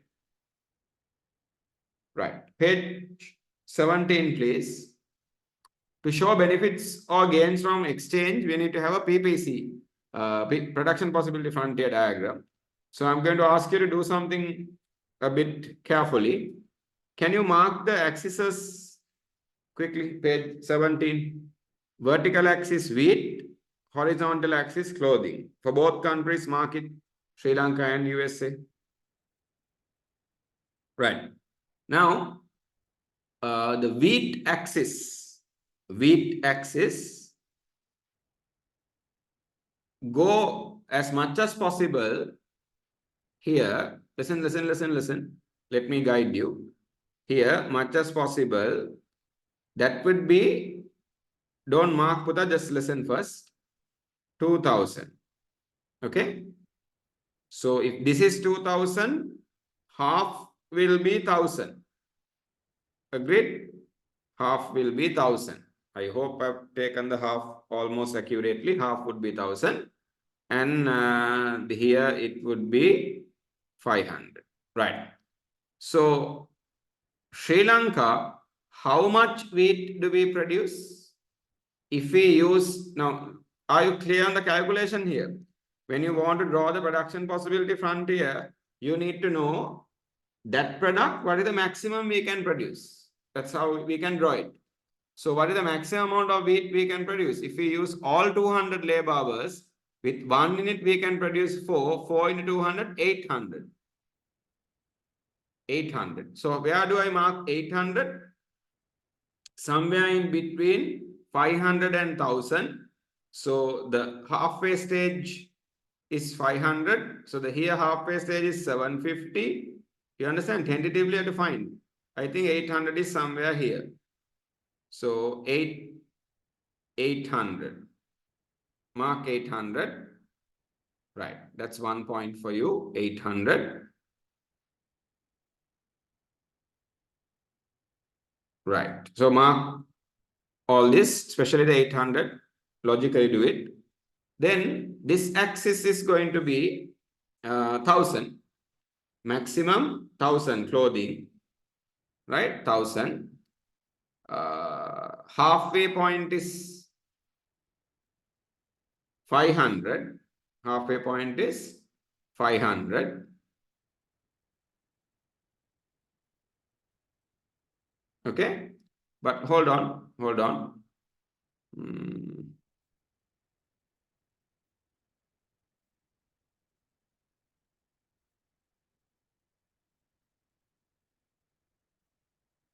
Yeah, for Sri Lanka, 1000, but here we might need to take the other way around. 2000, 1000. Okay. Here, also if we can go for 2000, that's actually better. Then we can illustrate it better. But because we are specializing in clothing, even 1000 is okay. Right? So let me get this out of the way a bit. Okay, right. So if you can Kutha make, just wait, don't write. 2000, then halfway point is 1000, and the half of that is 500. Yeah, we'll go with that. I think that's a more complete approach. Right. So 2000, 1000. Sri Lanka, how much clothing, Buddha? If we use all 200, with 1 we can produce 5. All 200 labor hours, 1000. So mark the 1000. Right? You mark the 1000 there. In Sri Lanka, of course, the clothing axis, even if you take 1000 as the maximum, that's perfectly okay. But I just want to keep the two uniformed. That's all. Right. So, right? This is okay. Okay, we'll go with this. Then at least the diagram will look a bit better. Right. 1000. Okay. Right. But 2000 here, let it be. That's okay. 800, 1000. Right.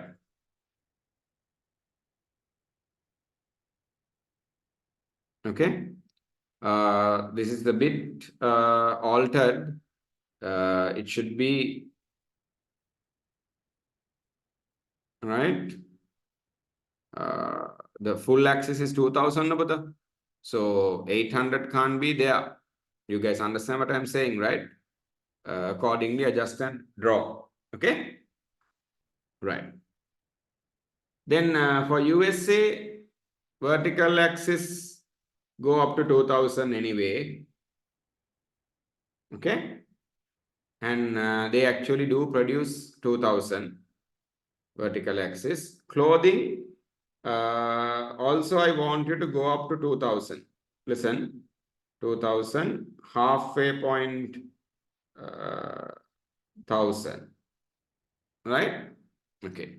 So clothing, it's something like this. Try to get it done. Because we are not doing the scaling, we are just trying to come up with the values, right?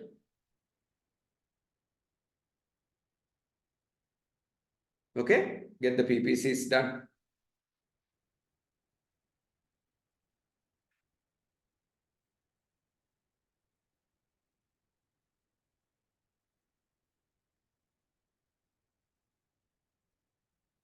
If you guys are done, you let me know. Otherwise, there is no way for me to know this.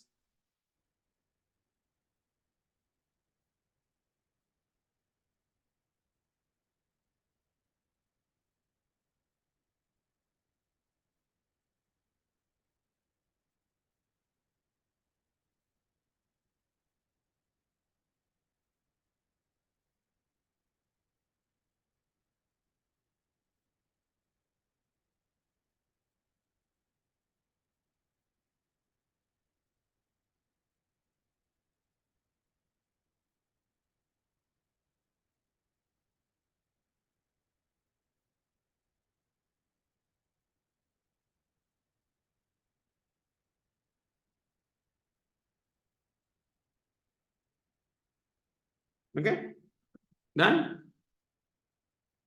Right. Hopefully, tentatively, you took the right proportions and drew this. Right. Now, Bhuta, we have to go back a bit to figure out something. That is the consumption combinations. These are the production combinations, no? Consumption combinations. Come to page 16. I've clearly given the page numbers for you. Come to page 16. It says benefits or gains from exchange. CPC, consumption possibility combinations. You're given a illustration like this. Sri Lanka wheat clothing, USA wheat clothing. Right. Who specializes in clothing, please? Who specializes in clothing? Sri Lanka specializes in clothing. Are you guys with me? Sri Lanka specializes in clothing. What is the maximum amount of clothing Sri Lanka can produce? Sri Lanka can produce the maximum amount of clothing if we use all 200 into 5, we can make 1000. We can make 1000. Yes or no? Right. Now, with America, there was an assumption given. Do you remember that assumption? What is the assumption? America can produce, under any situation, America needs 500. So why did I have an M near the 500? If you can see here. Why an M near the 500? Imported. America doesn't produce clothing. America only produces wheat. So if America is to have 500 clothing, the entire 500 clothing is imported. M, imported. Okay? Imported. Right. Now, how did America get 500 clothes? To get 500 clothes, they would have to give some amount of wheat to Sri Lanka. How much wheat did America give to Sri Lanka? 5:7 is the ratio. 5 is clothes, 7 is wheat.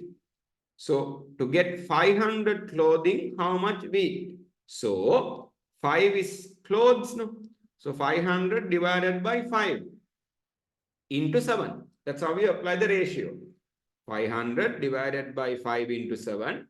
Answer 700. So how much wheat will Sri Lanka expect from America? 700 units of wheat.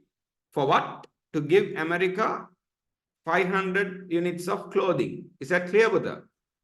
Sri Lanka will want 700 units of wheat to give 500 units of clothing because the ratio is 5:7. 5:7. 5 being clothing and 7 being wheat. So America produces 2000. America produces 2000 in total. 200 into 10. 2000.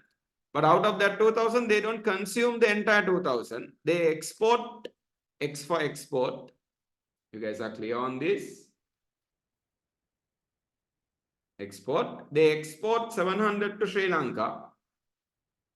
2000 minus 700, America only consumes, Sri Lanka gets imported there, 700. America only consumes 1300. America only consumes 1300. Because Sri Lanka produced 1000 units of clothing. Yes or no? 1000. 200 into 5. We produce 1000. Do we consume the entire 1000? No. We exported 500 to America. We only consume 500. We only consume 500. Are we clear? So we have the consumption combination. Sri Lanka 700 wheat, 500 clothing. America 1300 wheat and 500 clothing. And 500 clothing. Right. Complete this table, this illustration. Okay. I'll quickly give the numbering. 1. Okay. Then we figured out this. So this was done as the second step. Then we wrote this. Then we wrote this. And then we came to this. This is the order in which we went.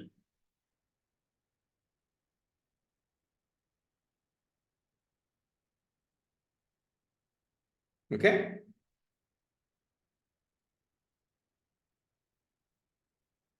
Right. Then page 17 again. Now the diagrams. Complete the table in the bottom. I have given it on top, but your table in the duties in the bottom. Sri Lanka wheat clothing. Consumption possibility. Consumption. Is that clear? So this table is for consumption. Okay, you guys will see it in the bottom of the PPC. Sri Lanka, 700 wheat, 500 clothing.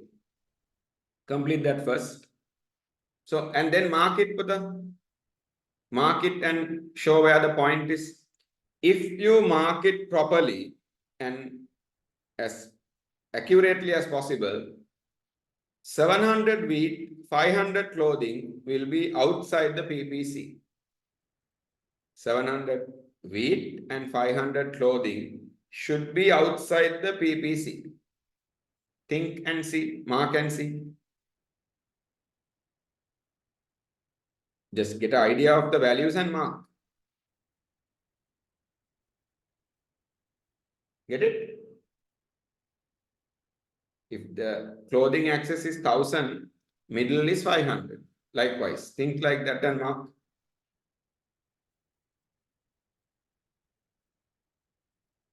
Okay? If you mark the point, I can do the final step. What is that? The final step is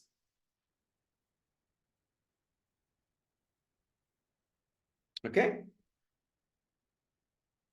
Sri Lanka specializes in clothing. So we start this curve at the point of specialization here. You start it here, right? Because we practice specialization here. Okay, our specialization is clothing. Start here. Connect this point. Connect the consumption point outside the PPC.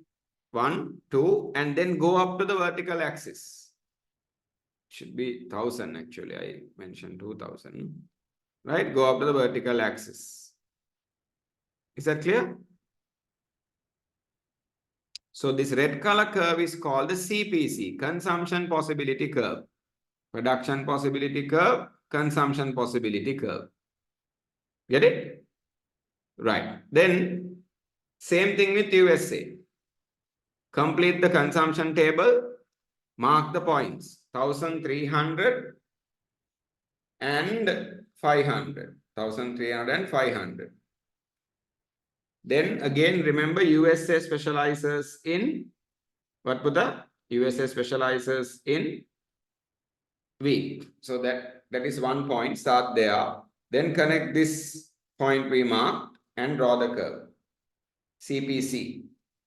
So in both countries, the CPC is above the PPC, which means we have got the benefit of benefit of exchange. We have got the benefit of exchange. If you have completed it, that's the end of the illustration. And now, after all this, if you read the two things given in page 17, overall conclusion and noteworthy, the note, it will make perfect sense.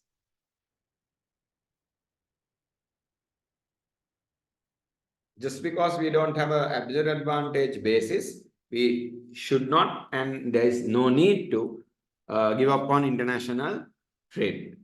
We can still have benefits and engage in international trade by applying comparative advantage, producing products where we have more comparative advantage, even though we have absolute disadvantage, and producing products where we have a less comparative advantage, comparative disadvantage, even though we have a absolute advantage. I've explained that in the note in page 17. Okay. Right. So with that, we should be able to conclude unless you guys have any specific questions to ask. If not, we are done with this first session of our combined class series, and we have completed almost the first chapter of Unit 9. Okay. Right. So what I'll do is I'll stop the recording now, and then I will answer some of the questions. Okay, Bata?